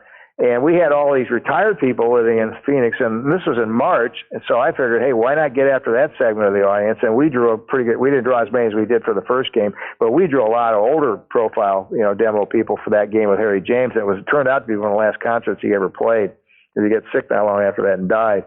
And both of them were great experiences. But it showed me that you could leverage entertainment with football. Nobody, I found out, had ever done a major level pro football game with a concert before. It's the first guy to ever do it. I didn't know it till after I did it. So, but I had a good year there in the sense that we did a lot of interesting things with marketing. I learned a lot. But I also began to realize as that year went along that trying to compete with the NFL was stupid. When I took the job, I thought, this is going to have to be a niche sport in the spring, summer. And the guy that designed the league, David Dixon, who was out of New Orleans, who was a successful antique dealer there, had the idea originally. But David, and I actually got into a little pissing match with him on a talk show some years later with a talk show, sports talk show host out of New Orleans, who was interviewing me about arena football. And they asked me about the USFL. And I said, the USFL could have worked if they would have stuck to the original concept of being an off-season league, which is what I always envisioned arena football from the very beginning being. I never saw it as a fall league. This was a game in the off-season for football fans that really weren't big baseball fans. And in fact, when the USFL was announced, I had to go to first NBC, and then I went to Bill Grimes as a courtesy because my contract was with NBC, and I said to him, look, these guys got here first. They're well-funded, which they were. They're organized. I don't see a window for me right now with arena football, to which they agreed. And they said, let's just play that by ear and see how it plays out over the next 4 years. They were not involved with the USFL. They passed on it. ABC took it and ESPN took it as a package. And Grimes said, no problem. He said, we're going to see how. Grimes was not particularly enamored with the USFL. He thought the idea was good of off-season football, but I think he was already seeing some things as the head of ESPN, as president of ESPN, that bothered him from a broadcast standpoint. There were some things that were bothering him. He didn't, at that time, didn't say much about it. He's told me some things afterwards that just, along the same lines that I was talking about. There was always from the beginning with the USFL this tension with some of the owners about, we want to be the NFL. Some of these guys bought these teams somehow thinking they were going to end up in the NFL.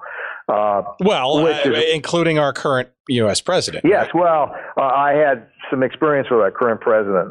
If you voted for him, my apologies. But what happened was that, we got through the first year, but they were losing a lot of money. And the bigger thing that I saw was we were drawing a fair amount of fans if the teams were marketed properly. Orlando, the guy down there who died from brain cancer, God, he was good. And he had Jim McKay working for him, who still runs the bowl game in Tampa to this day. In fact, when Iowa played down there when my son was a senior, I had a chance to see him briefly.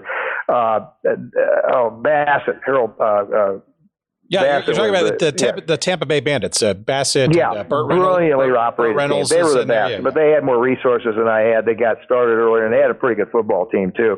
There were some teams that were pretty well run. Then you had San Antonio Gunslingers, which is a train wreck, and the goal. What was the LA team? The Express. Oh, what a train wreck! That was the worst. Oh God, playing in the Coliseum.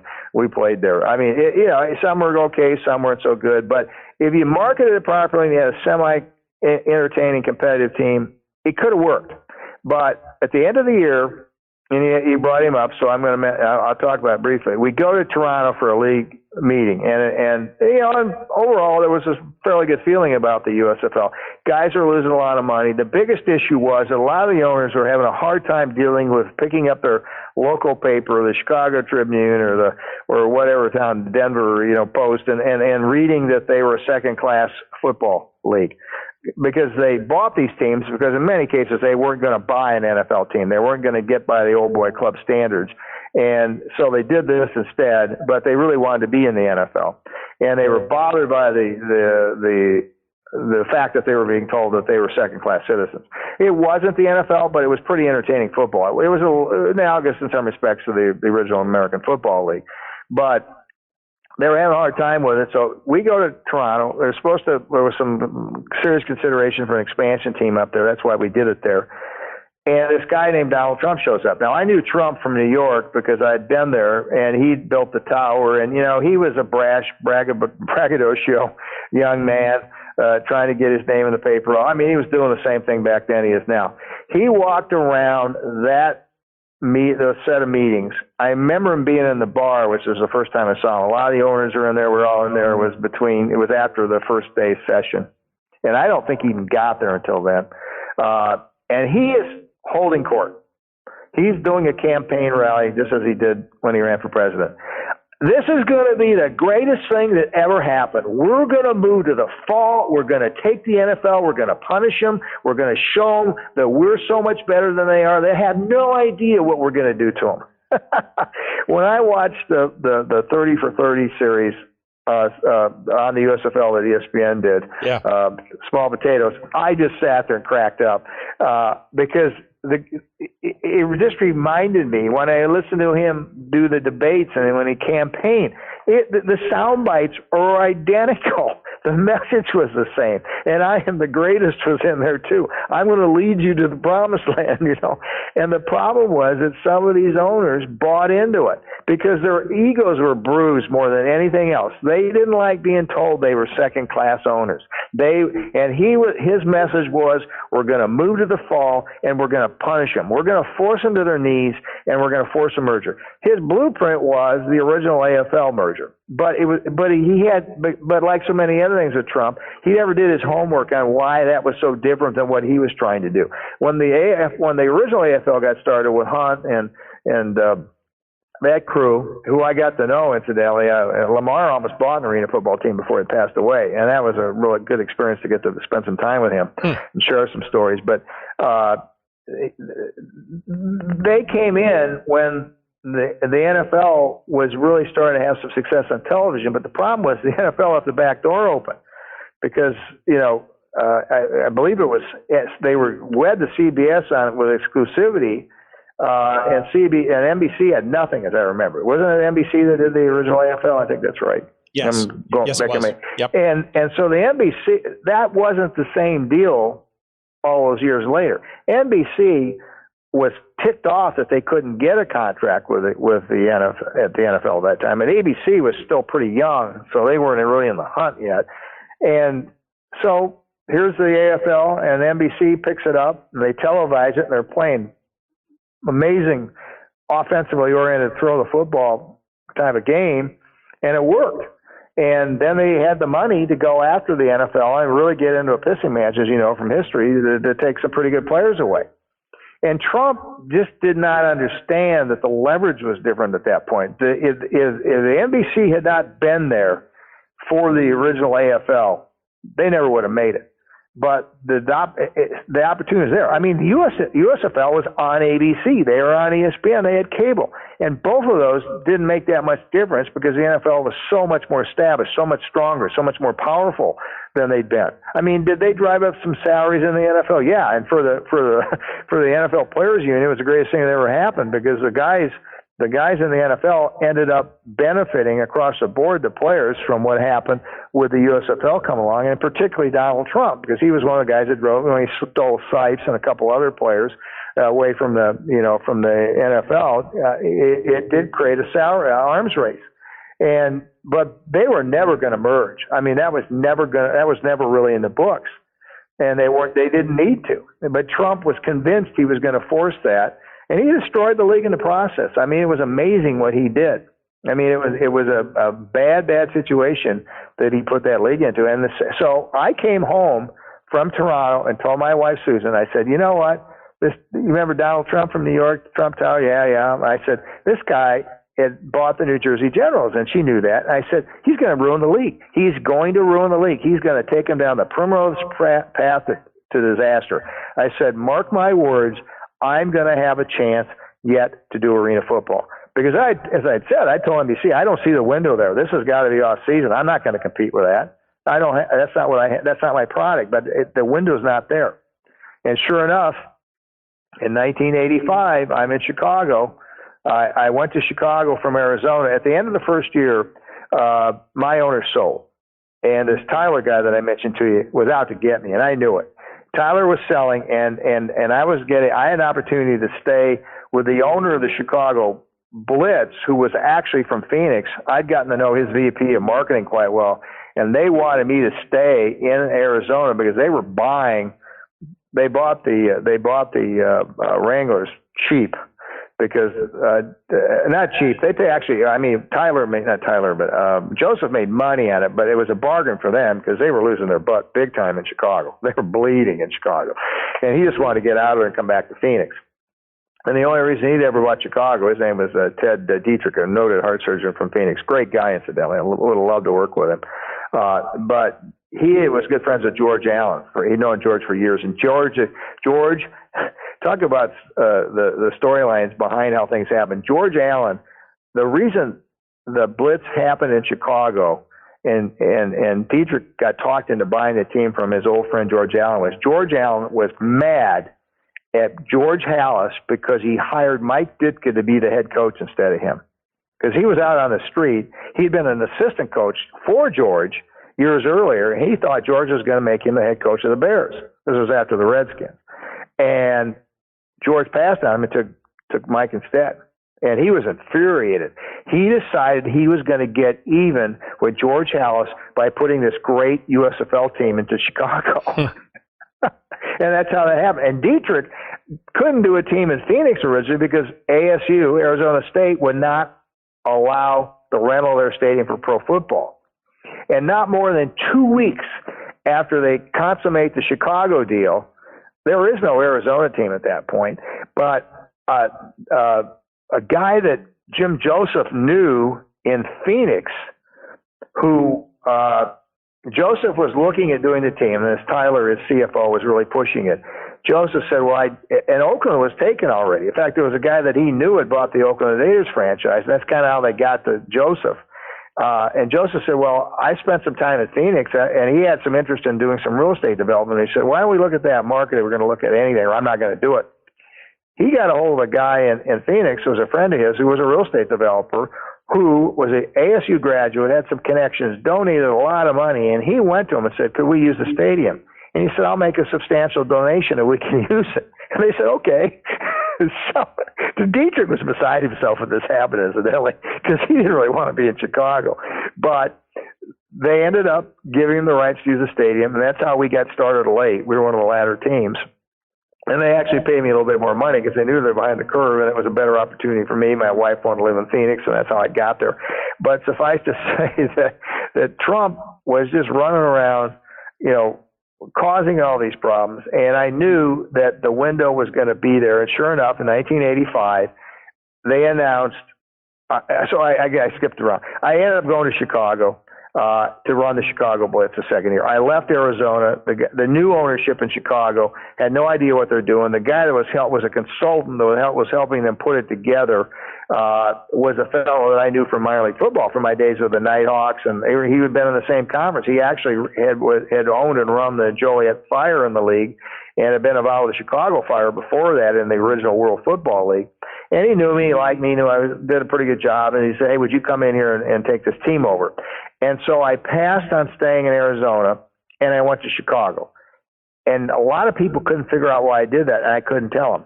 I knew at the end of year one, after Toronto, when I got back, I said to Susan, this league is going to go down. I don't want to be in Phoenix if I get a chance to do arena football, indoor football at that point. I knew instinctively that I had to get out of there. It wasn't the right place. I either needed to be in New York, and we had leased our house, rented it out at that point back in Darien, or maybe Chicago, because it was in the middle of the country. The league office for the NFL was in Chicago for many, many years until Rozelle took over, and he was in New York, and he moved it, obviously.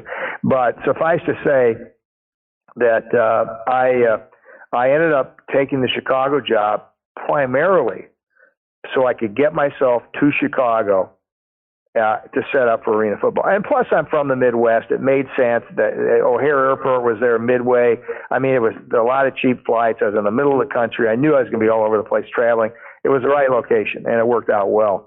And I didn't need to be in New York. I wasn't a major league at that point. I was a niche product in the summer months, and I could do what I needed to do. I had the connections with Hub Arkush at Pro Football Weekly. Howard Balzer was in St. Louis. I mean, there were a lot of things. And I actually talked to ESPN about it. I called Grimes and said, look, I'm in the USFL, but this thing, he agreed with me. He said Trump's going to screw it up. That was his gut instinct, I think, at the time.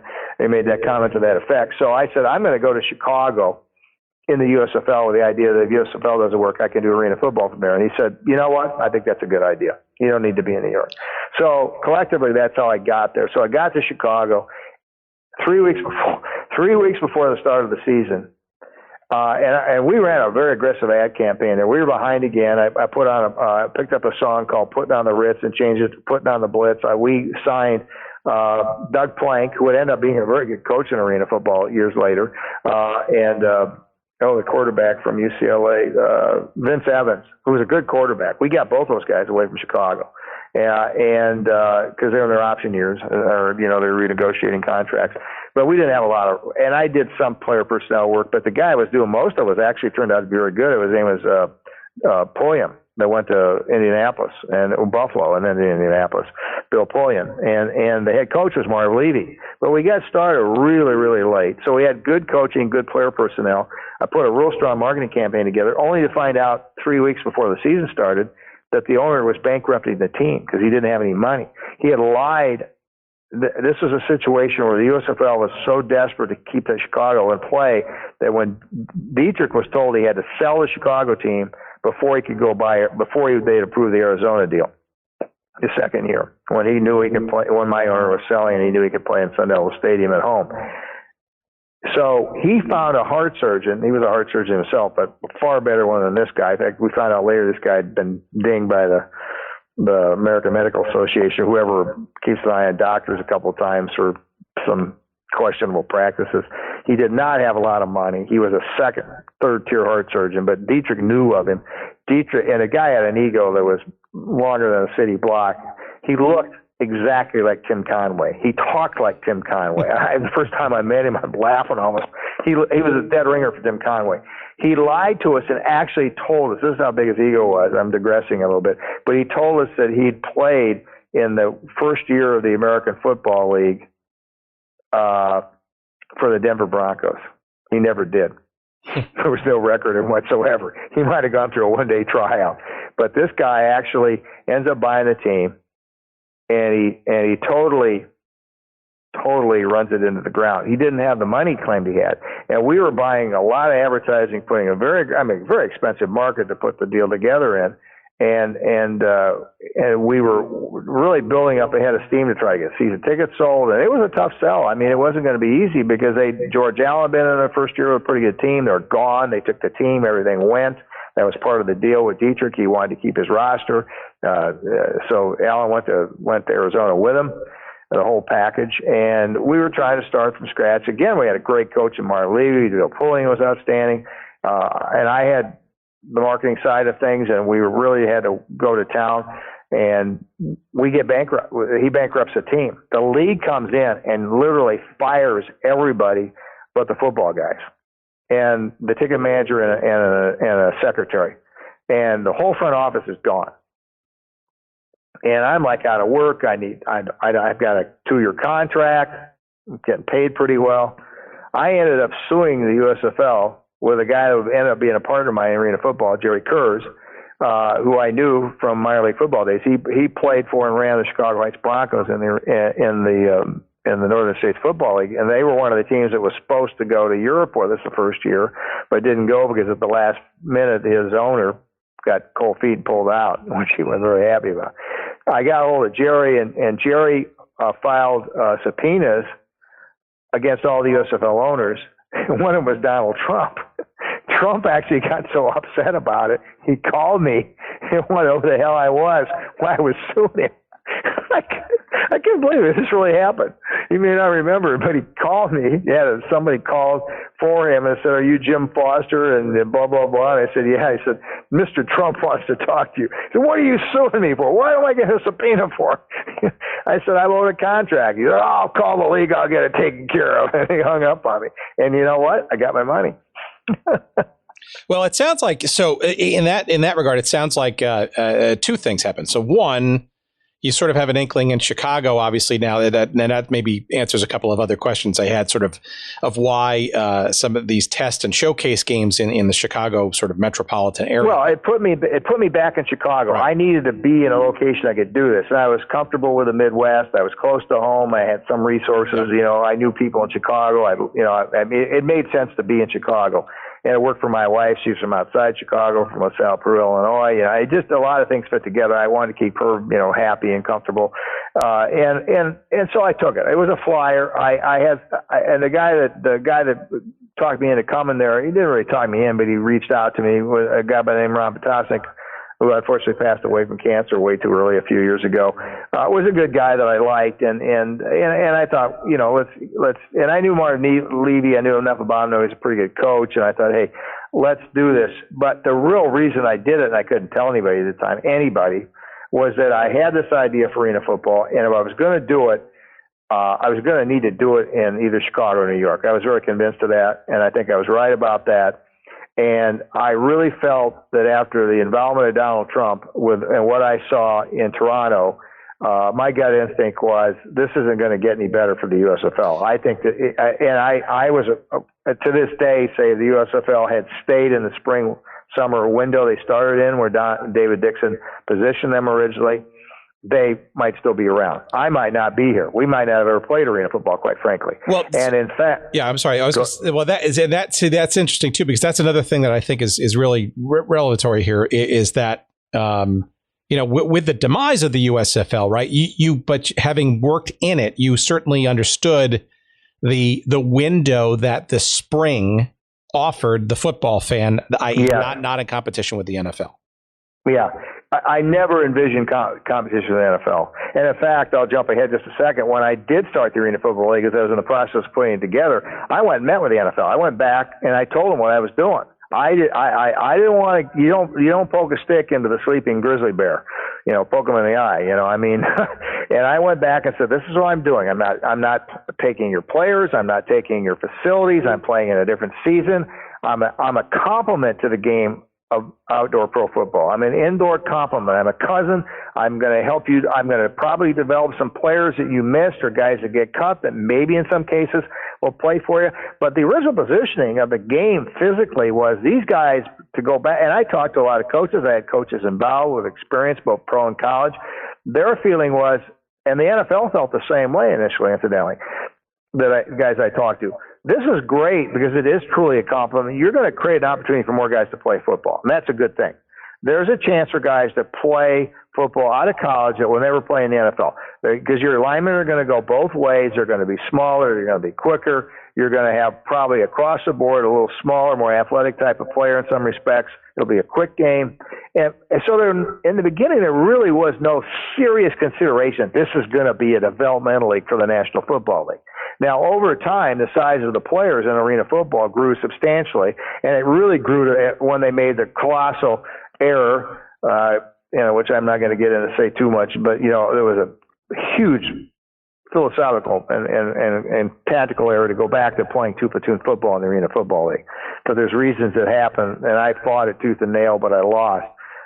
And that's changed the game and changed its marketing too. And there's a lot of people that regret that happened. But there were some coaches and a few owners and a commissioner that, were convinced that it should look more like the NFL, not less like the NFL.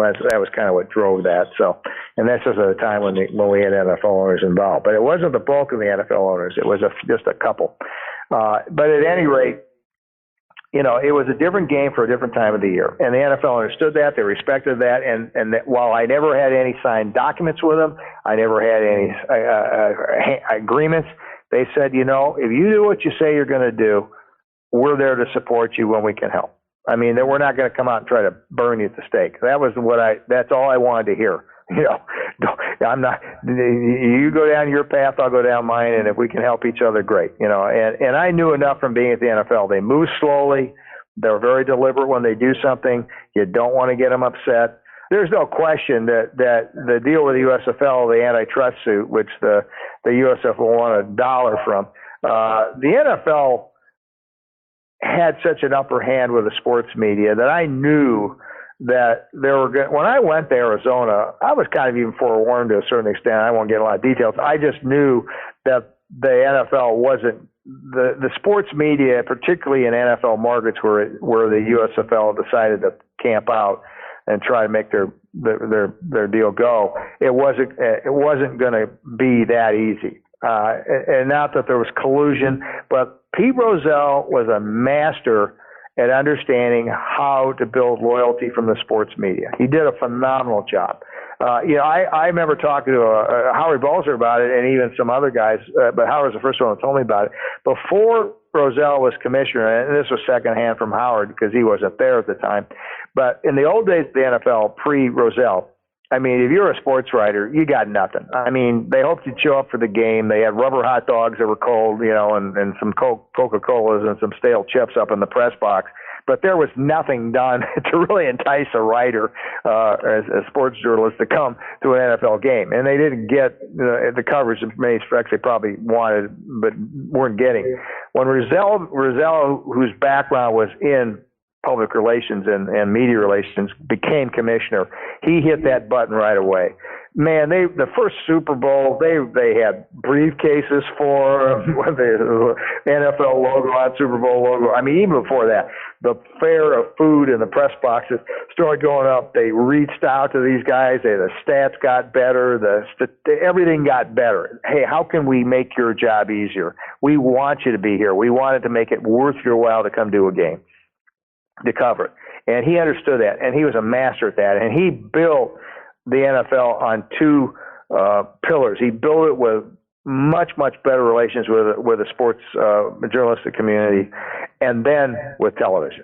And he was a guy that figured out, and I was told this story early on, Rozelle figured out when he became commissioner that you got to remember when you go back to the history of the NFL, they were playing at baseball stadiums. They didn't have their own stadiums.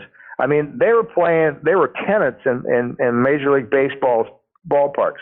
And the sight lines were terrible. Probably the best one was Wrigley Field because it was so small, and I'll sidebar again. When I was trying to figure out where we were going to put arena football in 1987 in Chicago, that was going to be one of the markets. I was looking at the Rosemont Horizon, which we ended up working with, and they were a great partner. But along the way, I looked at the old Chicago amphitheater, which I think has finally been torn down. That was the scene of the the Democratic Convention that went awry. Maybe I don't know how old you are, but no, sure, yeah. I was in college when that happened. That was unbelievable. But I went down there to meet with the people down there, and the guy that was running it, the city had it. He didn't know a lot about whether it was fit or not, And he said, get a hold of this guy that just retired. He ran it for years and years. He's been in the stadium and arena business in Chicago forever. I wish I could remember his name. Someday I'll track it down. He lived in a beautiful high-rise apartment on the point there by Navy Pier. It was one of the really tall skyscraper residence facilities. Lake Point Towers. Lake Point Tower, yes. Had a nightclub on the top at one time.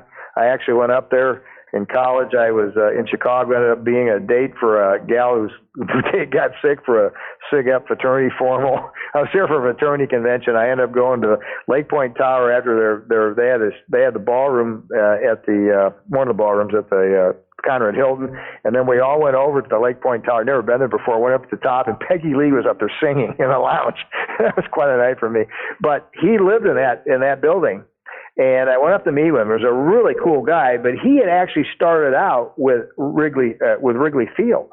He was there when the Bears came in. That's how old he was. He was retired. He was a cool guy. And he told me, he said, how long's your field? And I said, 50 yards. And he said, yeah, you can get it into the amphitheater. It'll work, blah, blah, blah. And there were some walls and stuff, but he knew what he was talking about. He said, this kind of reminds me when the Bears came to Wrigley Field. I said, what do you mean? He said, the field wasn't long enough. This is a true story.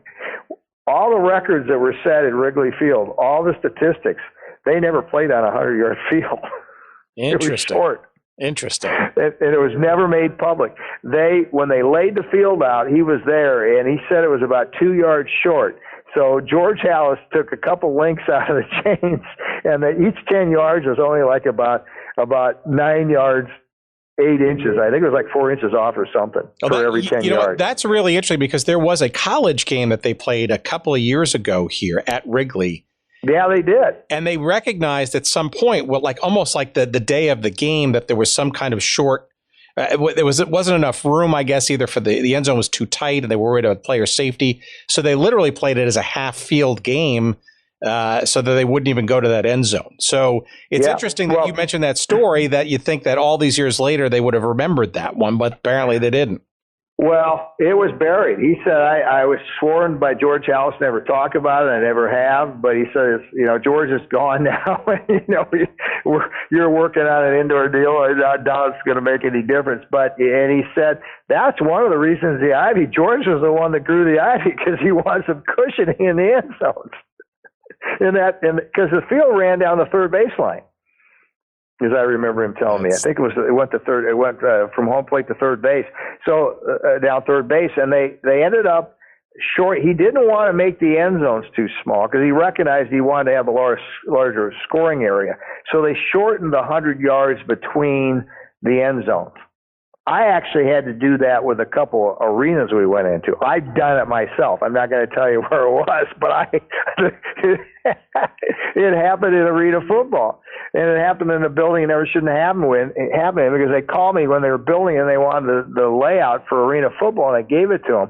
We never played, when I was commissioner at least, and for the most part in the arena football league, till probably now because anything goes, with anything but a square corner field. The second year, I passed on putting a team in Miami in the first arena they had down there because it had curved walls the shape of a hockey rink, and they were cement. I also couldn't play in Chicago Stadium because I looked at the stadium too, and the old Chicago Stadium had a fixed wall the shape of a hockey rink, which wasn't there, incidentally, when the Bears played the Portland Spartans in 1937, I think it was. When they went indoors, that was the first indoor football game, a record pro football game. But they played on an 80-yard field. But you know what happened in that game? That's when hash marks were developed because they put the field in as big as they could put it, and the sidelines were literally just about up to there was a brick wall in the original Chicago Stadium where the seating started at that time, which was later taken out because they went to the retractable seating when all that became available. So George Halas realized, and this is where the unbalanced line came from, if you ever heard that term. The unbalanced line originally in football was from rugby. If the ball went out of bounds in the early days of American football, they put the ball where it went out. So if it went out on the sideline, that's where you started the play. And they would move the ball in like a couple feet just so the guy could snap the ball. So the guy, and that's when they used to side snap the ball sometimes because they were on the sideline, and they would literally snap it back to the well, usually it was not the quarter, it wasn't a quarterback back then, it was a spinner back or the halfback. He'd take the ball, and when they were going to play the game in Soldier Field in the Chicago Stadium, Hallis realized that they were going to have a problem with that because the guys were going to be slamming into that brick wall, blocking and tackling if they were along the wall. So he came up with the idea of moving the ball in with a hash mark to get it in a safer position on the field. That's how the hash marks are developed. They never were used in football until that game in Chicago Stadium. And the other thing that happened was that they only played with one end zone because because he wanted to have the field as big as he could make it. So the field was 80 yards with one full end zone. So, and there was a little runoff, I understand, from what I've been able to read in the other end zone, but not a full end zone. So they put to make it as big as they could, they put the goalpost on the goal line instead of against the wall at the back of the stadium. That's how the goalposts in the NFL got to the goal line for many years. They never were in college, but in the NFL, even when I was a kid, they were on the goal line. You're probably not old enough to remember that. And they actually used to have plays where they'd run a pick using the goalpost on pass patterns, and the DBs would run in, they covered a guy and get blocked by the goalpost, literally. And more than a few players knocking into those goalposts. But did you ever think about or consider the arena game or the indoor game being solely one way and to elongate the field, or was that never an option in your mind? No, never did. I never even crossed my, I did, but I thought that's hokey. My guiding light and principle from the beginning was we're going to be as much like the outdoor game as we can be with adjustments made that make sense to play it indoors, accommodations for indoors. That's why the nets happened. That's why the smaller goalpost. That's why we put the foam pad up on the wall. But that's why I didn't do things like a penalty box. I didn't want to do things where people came in and said, this is hokey. This isn't like watching an outdoor game, in the sense that the rules were basically the same except changed where they had to be. And one of them would have been fourth down. You don't punt, you kick instead. You try a place kick. And if you make that serves as the field goal. That's your field or your punt. You're gonna get rid of the ball, kick to the other team, but you're gonna do it as a field goal. And particularly when I put the nets in play, if you don't make the field goal, guess what? It's probably gonna hit the nets and bounce off, and it's a playable ball. So they're gonna return it. So I never really wanted to hook it up. The idea of playing one way. I had some other crazy suggestions along the way, about things we should do. I said that's not really. I don't want it to be anything but football. And yet I knew there was a rich history of single platoon football. There were a lot of guys at that time. There aren't as many now because most of them are passing away. But there were a lot of my audience base back then had grown up playing single platoon football, playing both ways. I was one of them. That's how I grew until I got to high school. Then it changed. So I felt like there was nothing wrong with that, and it was a game that I could sell as a throwback. I could sell it as a different kind of football. We used the name Iron Man football. That was the name on the football. We marketed it that way. And of course, I had a little impetus for Iron Man football because if you know anything about Iowa Hawkeye football, the great Val Kinnick, who won the Heisman in '39, played for literally the team known as the Iowa Ironmen because they had like 15 guys that played 60 minutes the entire season. They beat Notre Dame. They beat Minnesota, one of the top teams in the country. Upset Leahy and Notre Dame in a classic battle, 6-0. Kinnick scored the winning touchdown. So I knew. I've always been a historian I was on the State Historical Society board here. I love history, particularly 20th century history. I've always had a lot of interest in the history of sports in this country, and so a lot of those things factored into what I did when I was putting it together. Trying to keep those values, keep tradition, but yet at the same time do a game with modern nuances. So some things that had never happened before. And when we played that game in Rockford, when we had the first kick off the nets, we jury-rigged a set of nets. The arena, Doug Logan, to his credit, I give him a lot of credit. A lot of people along the way that helped me, so many people that saw the potential of this thing. Doug Logan had a set of nets built because I couldn't afford it for the first practices that we did. But when I saw the ball come off the nets and the players react to it, how much they thought how cool it was, I actually spent most of my life savings to build an actual set of nets, the prototypes that were used for that game in Rockford in 1986 in April. And not too far into the game, I still have the game tapes, the originals. I can't remember. I need to go back and get that stuff dubbed over to a viewable format, because it's in a format you can't even look at anymore. That I could not find on YouTube. I could not find that test game from April 27th. I've got it. I think a lot of people would find that to be a holy grail. All that stuff. I've even got the test sessions from December of '85. See, what happened was when the USFL announced, and I'm jumping around a little bit, but when the USFL announced in the early fall of 1985, they made the big decision. They're going to shut down. They're not going to play the '86 season. They're going to regroup and come back as a fall football league. And Trump had won the battle. He got what he wanted. I called my wife up. I was at work when I heard it, and I called her up and I said, Susan, I got to talk to you when I get home tonight. And I already talked to her about it a little bit before. I said, this is the window I've been waiting for. I have to take advantage of this. The USFL is not going to play. I need to be prepared to know what my game can do. I got to go for it. I got to put the money together. Got to get it done. And she understood. She's talk about the ultimate football widow. My wife might be the candidate of all time in some respects. You know, her husband says, "Hey, I'm going to reinvent the way we play football in America." Is that okay, honey? But I did it, and she let me do it. She was very supportive. But suffice to say that was the window right there that I knew I had to seize. And I was at the time, there's so many side stories and backstories. I needed to work after the USFL went down. And I thought, well, I got to go back to marketing. And you made a comment earlier on about my MBA in sports management. You know, and I did all those things I did with the Nighthawks and built my resume, went to Europe. In 1976 or 7, I was doing the Nighthawks, and I was really enjoying what I did. And I knew, it's actually when I came down here I was contemplating coming to the Quad Cities, wasn't sure I was going to do it.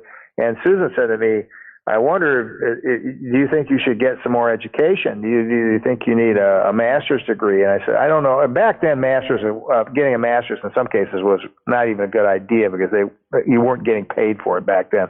It wasn't as big a deal. It hadn't become really the cursory thing it is now. Certainly athletic directors and a lot of people, you know, in the sports business didn't have them. And now high school guys have got to have them, ADs usually. But suffice to say, there was one fledgling sports management marketing program in the country. It was the University of Ohio. It just started it. And I found out about it, and there was no internet or anything back then, but I became aware of it. I called the guy who was running it, and his name was Dr. Gilbert, I think was his last name. And we proceeded to have this conversation, and I think it was in its second year, and he asked me, I told him I had been working in sports. He said, really, what have you been doing? And I told him everything I'd done, and he said, first off, you've created your own internship program for yourself. And I said, well, I guess you could call it that, because internships weren't even that big of a thing back then. They nothing like they are now. And then he said, you know what? He said, you could come here and teach on the faculty and be more knowledgeable than most of the people that are teaching. He said, I don't think you're going to gain anything from coming here. So that was kind of funny when you mentioned that, because so I just went on down the road. You know, I just kept doing what I did, and I taught myself, I guess, as they say in the old days, a self-apprentice. But so at any rate, I mean, I had to get going. But what happened was I needed to work, and I went and interviewed some marketing agencies. And along the way, there was I found out one day the Chicago Sting, Major Indoor Soccer League, and they were in the old what was the outdoor league that Pele played in? Yeah, the NASL, North American Soccer League. Yeah, North American Soccer League, the old NASL. They were in that outdoors. They played at Comiskey Park where the White Sox played, and they were playing indoors. And their focus was really more on the indoor, but they were in both at the time, at both camps, and which a lot of those teams didn't do, but they did. They were looking for a marketing guy, so I went and interviewed with him. I had a good interview. I liked the GM. He was a nice guy. He's from Philadelphia originally, and he would become a very helpful guy in the early stages of arena football, but he had no idea when I interviewed that day that what I had. Well, they couldn't pay me very much money. The problem was their budget was really low, and the owner was not was one of those guys that didn't really see the value of an aggressive marketing program. But, and that was even true in the NFL. The NFL, before I got there, they had a rule that the teams, and actually when I did get there, this was part of the deal when I went for my interviews.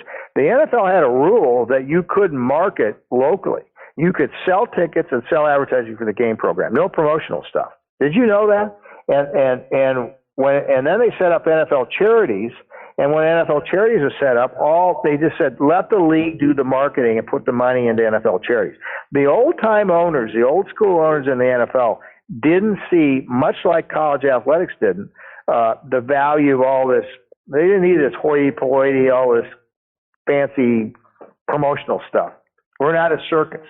We don't need that stuff. We're not a carnival. And I became aware of it when I did my first interview, which I think was with Harry Humes. And Harry told me, he said, we can't really even have an official marketing guy on our staff. That would have been 1973 or 74, somewhere in there. He said maybe 75. It was somewhere in that time frame when I'm interviewing the Vikings, the Saints, the Redskins, and one other team that's escaping me right now. But I found out from all three of them, they couldn't really have a marketing guy who was putting together full-fledged promotions.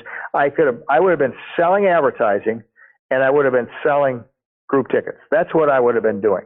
And in all cases, at that point, they had somebody that was okay, but they were nice enough to interview me. And in the case of the Redskins, the GM at the time, Myers, was a native of Iowa, so he talked to me because I was from Iowa.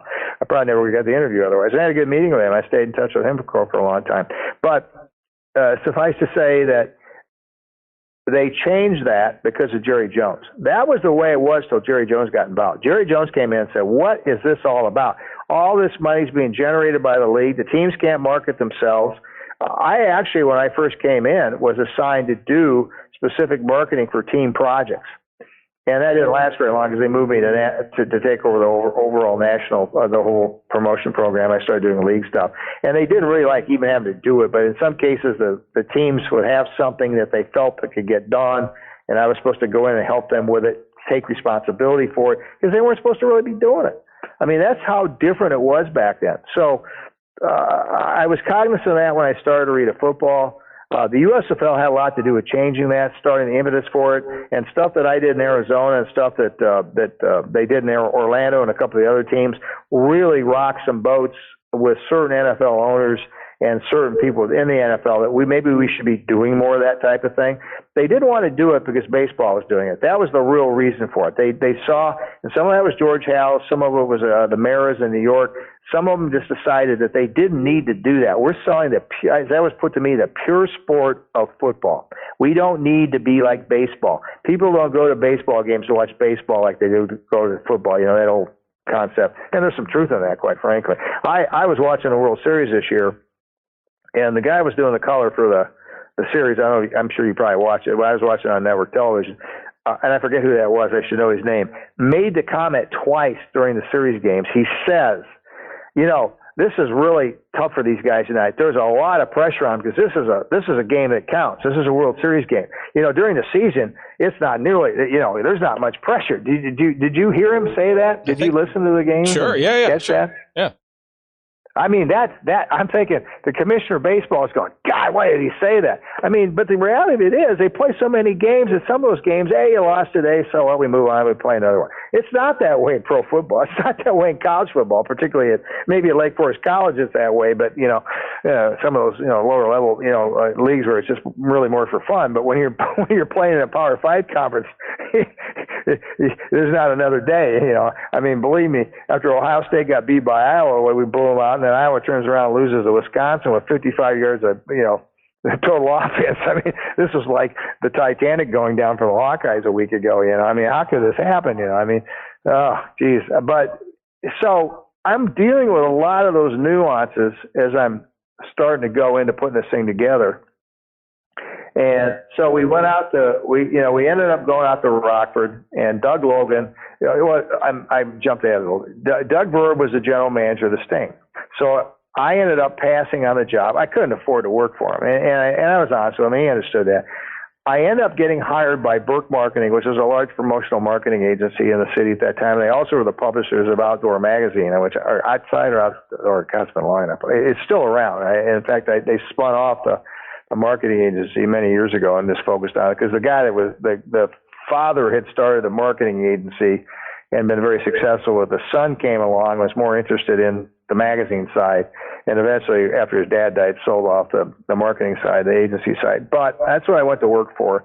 And when I interviewed with them, they liked the fact that I had sports marketing background. They weren't quite sure what they would do with it, but one of the guys I was going to work for felt that there might be some opportunities, maybe in Chicago with maybe colleges or something, to maybe open some doors to sports marketing. And he was a little ahead of his time, but he was right. And so after I got the job, I get a call one day from Doug Verb, the GM of the Sting. He said, I was just trying to see what happened with you. And I said, well, I'm working for Burke Marketing. And he knew who they were. And he said, would they be interested in maybe talking to us about doing some marketing with you doing it? And that's what happened. I ended up becoming the promotion manager of the Chicago Sting via Burke Marketing. And I was working on, my first big account was Timberland boots and shoes, and I was working on some stuff for Timberland. And this is honestly a true story. The second day there, when I was going through all the documentation on Timberland, it hit me. I go, what am I doing here? Marketing boots. And they were a good product. There was nothing wrong with it. I marketed Maytag washers, dryers, a great product for, when I came out of college. That's what I did. And I loved that job. It was a great experience working in a corporate environment. I mean, I'm an entrepreneur all the way, but I needed that discipline. But I'm sitting there. I still remember looking out the window of my office on Rush Street down below at the corner of Clark and Rush and thinking, God, I got to make some big adjustments here. And 2 days later, there must have been mental telepathy. That's when Verb calls and says, could you guys be interested in doing it? So we set up a meeting with him. We go meet with him. It was perfect because the guy that brought me in part, because he thought I might have the ability to start some sport marketing, he saw it. He said, we got to do this. We put a deal together. It started out that I was only going to work on it part-time. And then as it got bigger, Verb said to him, we really need Jim focused on this. I ended up, my entire job was doing the marketing for the Sting. And we did some really cool stuff. And it really helped me because now I'm working in the arena business. I'm inside. I'm working in that environment. And it just opened my mind to different things I could deal with, which gets me back to Doug Logan and the game in Rockford. How it happened was I'm having lunch with Verb one day, and he says something similar to Howard Balzer years earlier in Canton, Ohio. He said, because I was asking him, I informally prompted him to bring this up. I'm talking to him about the background on indoor soccer, and I said, if I was inventing indoor soccer, and I literally said this to him, with him not knowing anything about arena football, I said, if I was inventing arena football right now, or indoor soccer, I would make the game more tailored to the American psyche. And he said, well, what do you mean by that? I said, the thing that bothers me when I watch an indoor soccer game, it's fast, there's a lot of action, I like it better than the outdoor game, I like everything about it, but, and remember, I watched the first time I ever watched indoor soccer, I'm designing a football, so here I'm sitting here now, working in indoor soccer, telling them how I would design it, and I said, I would put rugby type shoulder pads on these guys. I would let them board check. I would not get carried away with all the hockey gear or a true football uniform, but I would put shoulder pads on them, enough that they could board check and make it more of an American physical game, and perhaps allow them, and I didn't want to make it into handball because I knew a little bit about that from watching it on Olympics television one time, but maybe they could physically catch the ball on the run, and either kick it within 2 steps or they score with it. If they're going, close enough to the goal line, they could drive it in they could throw it in. And he said, oh God, those are he liked the ideas. He said, boy, I don't know though. He said, some of these soccer guys. But out of that comes this conversation about, well, maybe someday somebody will invent a hybrid sport like that. And he said, it would really be interesting to see how he says, I wonder, you could almost like do a cross of soccer and football indoors. To which I said to him, I had my briefcase. I pulled out a disclosure letter and said, in the form, it said, "Sign this, Doug. I got something I got to tell you." And so I took him through it. He was wowed by it. He got involved with me, and this was a lot of my early success and ability to go forward was because of people like Doug and others that came along. Doug Logan as well. He knew Doug Logan. He calls Doug Logan up because they'd done some practice games up there because they had a turf up there. They'd actually given him a turf, and they played a couple preseason games up there. They had an extra turf up there. He calls Doug and said, "I want to bring a guy out. You need to meet him."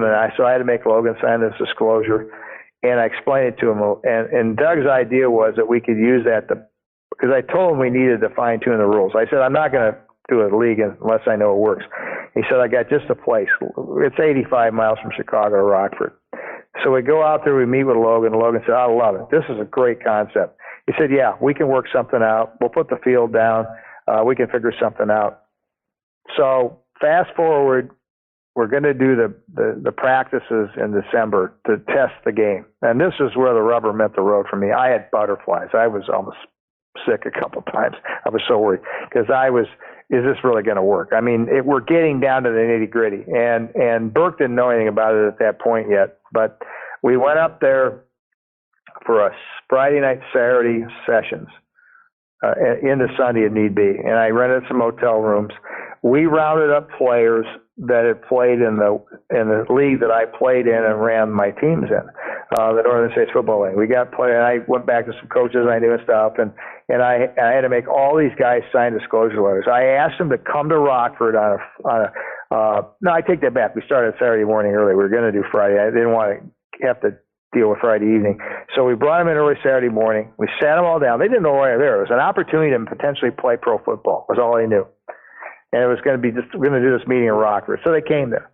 And I proceeded to I made all these players, all these coaches are involved, volunteers, guys are going to help with this, sign all this paperwork.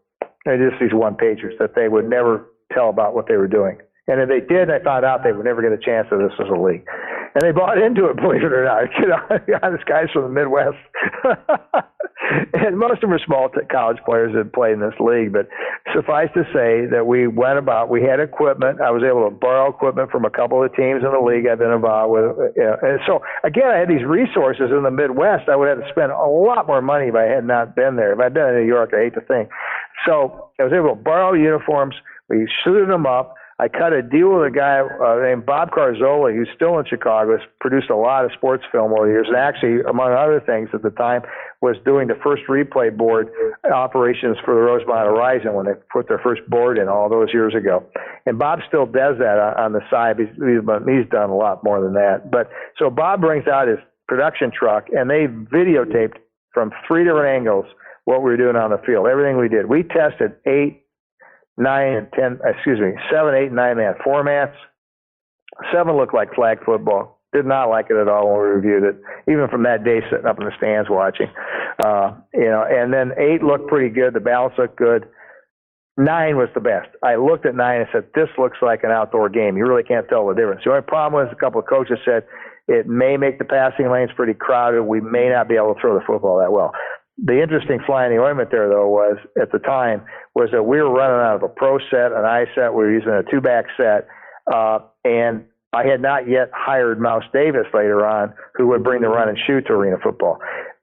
But what Mouse did with the game and some changes he made, we could have probably played with 9 guys, and we could have had a real tight end. But we didn't know that at the time. You know, it's history at this point. But so we went through all these different permeations and, variations of would it work, would it not. But when I picked Ray Yock up at the airport the night before, he came in from, he was still living in D.C. And he flew out, pick him up, and we go up to Rockford, had a hotel up there for the night. And we decided to go by the arena to see, because I wanted to see where they were at. I wasn't even sure they have it set up yet. I walk in, and we're up on you walk in on the main level, and you're looking down on the field. The main bowl is in front of us. They had just the house lights on, just some security lighting. So the field was lit, but kind of half dimly. It was breathtaking. It was like seeing your first child born, maybe even better. I mean, they had taken tape, and I didn't even think we were going to have yard lines. I asked if we could have a couple yard lines just to line up on so we could have a straight line of scrimmage. They had put the entire 50-yard field down with the 8-yard end zones with tape. And it was good Gavers tape, as they call it. It stuck. I mean, it didn't go anywhere. And Doug had on his own built based on my he asked me for the specifications what the nets would look like. I had no idea he was going to do this because I didn't think we were going to have any nets the first time. I couldn't afford it. I didn't think. He built a set of nets out of the Roan Tower and stuff they use for concerts and cobbled together a workable set of nets. And it took my breath away. I had tears in my eyes. And Ray's like, "You're getting a little emotional." I hadn't seen Ray for a few years. I said, "Yeah, Ray, I mean, he says, "Yeah, it looks pretty cool." But then he broke my heart. He goes, "I'll never forget this. If they ever do a movie, this will be one of the great lines in the movie." Ray looks at me and says, "You know what, Jim? It looks like a postage stamp. I don't know how the hell you're going to play football on it." My heart stopped. I'm not kidding. I went, "Oh my God!" I had invested $3,000 or $4,000 already at this point. What money I had, which is probably $10,000 total, with most of it to go just on that test session and on a game in the following April to build the real set of nets. That cost me $4,000, $5,000. My wife was not happy when she found that out, but they worked great. But at any rate, that was how we got to that point. And the first day of practice, halfway through it, the first session, I think we started on the field like 9 to 10 and then took a short break and then went till 12. Ray looks over at me and says, a big smile on his face, and he goes, "You know what? It may be a postage stamp, but this is really cool. You can do some neat things down here."